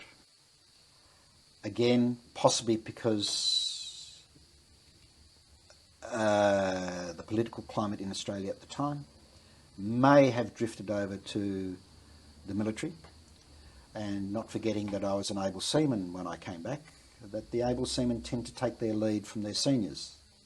And there certainly wasn't any leader within the RAN that stood up to be counted and said, look, welcome back, my guys. Unlike you see, from the Prime Minister down, not knocking that, what I'm saying is that that wasn't the case in those days. And unless that sort of thing happens, I guess people assumed that that was not the sort of thing that was done. There was no parade, there was no nothing. People just went on their way and went on to their next posting. And I was fairly fortunate that I was within the fleet area and had some support, I guess, from people, and bumped into the odd helicopter flight veteran like myself at Albatross. I felt for all those guys who were, the cooks, the sick bay attendant, all those people who just disappeared.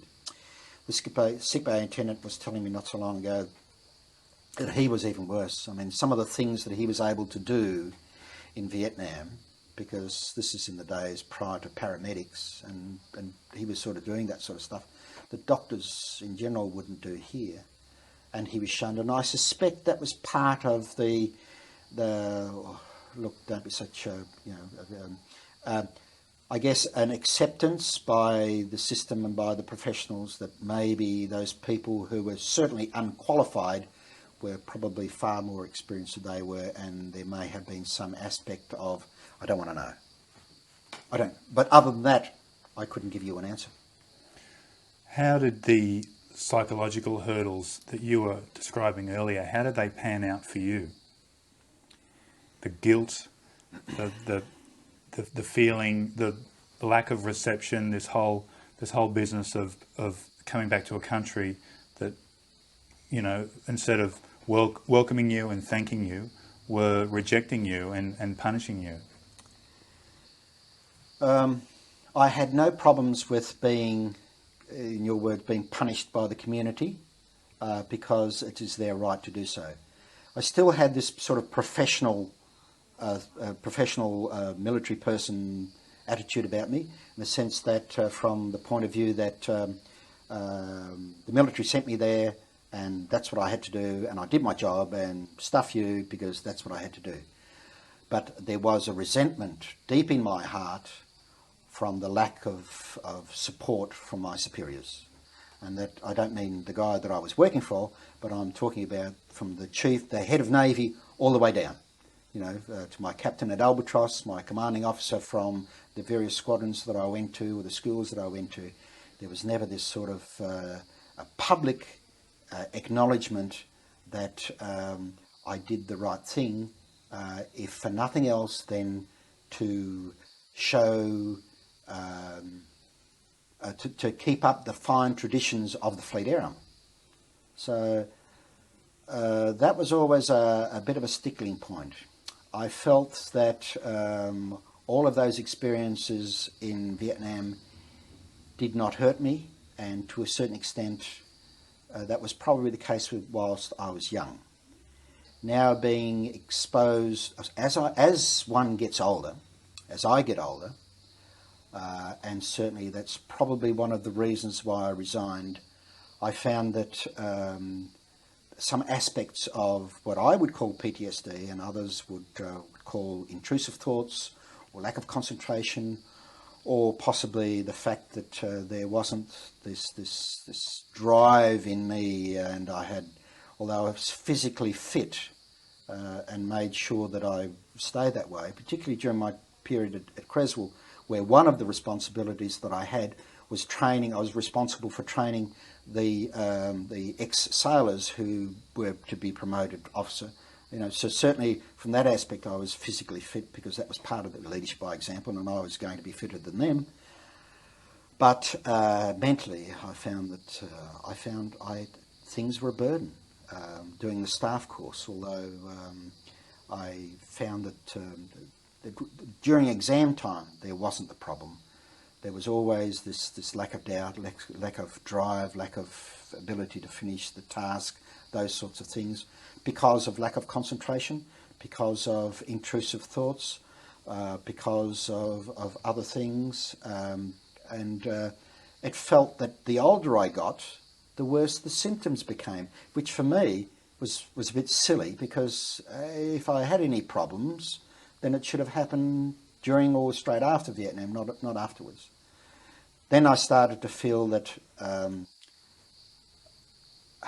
put it bluntly, I'm not too sure whether I could trust myself in a situation where I was in direct command of an emergency situation.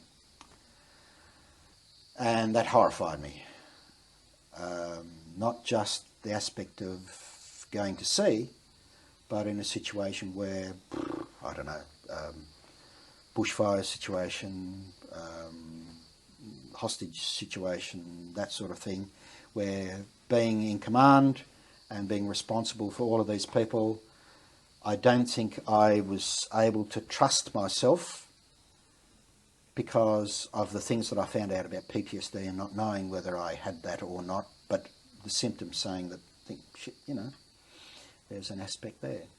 Now, that's not something that I would readily have admitted to, and certainly not from the period of whilst I was an active reservist. But I'll say that now because I know this film's not likely to see the day of light for some time, and that. But I need to be upfront to say I did suffer, and there is no one that I know of that shared those experiences with me that I can now not see the signs. And some of those guys will not take that on board, don't believe in it, and struggle on. Have you taken any measures to address the symptoms that you've had to deal with, you've had to suffer? Yes, I did. I found that a very good friend of mine was the doctor serving at Albatross at the time, and we were talking about various things, and I said to him, the consultation was finished and we were making small talk because of, we only tend to see each other in those situations. And I said, and he said, "Oh, how's things?" I said, "Oh, great, yeah, no, well, not too bad." He said, "What do you mean?" I said, "Oh, getting a bit depressed." And he said, "Why is that?" I said, "The job," because he knew it was the job that I was in, wasn't the best job that I'd ever had. And I said, no, in fact, it's getting near Anzac Day, and I always get that way. My wife keeps telling me I get cranky on Anzac Day. And he said, "What are you doing about it?" I said, "Nothing." And he said, "Oh, it's not a problem. We give you some pills." And I said, "No, I don't want to take, happy pills. Thanks for Valium or something." No, thanks. He said, no, what you can do is you go and see a psych. And I said, "Whoa, no way am I going to see the psych." He said, no, look, this is a modern missile age Navy. We don't do the things that way. We are far more acceptable. We accept these things far better, and you just go and see the psychiatrist. And he gives you some, because even for him, PTSD wasn't a thing. It was more a depression that was setting in. And that certainly for me was the symptoms, and I assume that they were as well. So anyway, he said it would be a good thing for him for me to see the psychiatrist and get some of these things off my chest. And he would give me some strategies to overcome those sorts of things. So I said, oh, okay, fine. But I was not aware that the first thing that they do when you see a psychiatrist, that he writes a little note to the CO, to your commanding officer, and then they check on your security clearance and downgrade it. I didn't know that, and I was horrified many years later, and I found that out. And the other thing that it did was to put a stop on my promotion. So I wasn't particularly fussed, but I probably, and that then allows me to, things that happened to me, particularly whilst I was Creswell. The boss would say to me, why aren't you promoted yet? I said, probably because I'm not good enough. And he would say, and he used to be the president of the Officer Selection Board and the Promotion Board, and he would say, no, your numbers are good, your reports are great, and I just can't understand why you're being promoted, and we're not being promoted. And I said, obviously no vacancies, and that conversation came up several times, and I could never understand that, and I thought he was just, pissing in my pocket. So, and a few other people sort of sounded out, and I could never understand that, why that wasn't so, and I suspect that had something to do with it, which makes me a bit disappointed with the Navy, because what's happening now is that I suspect that PTSD and all of those things are not accepted even now by the hierarchy, not by the people who are on the shop floor, but by the hierarchy.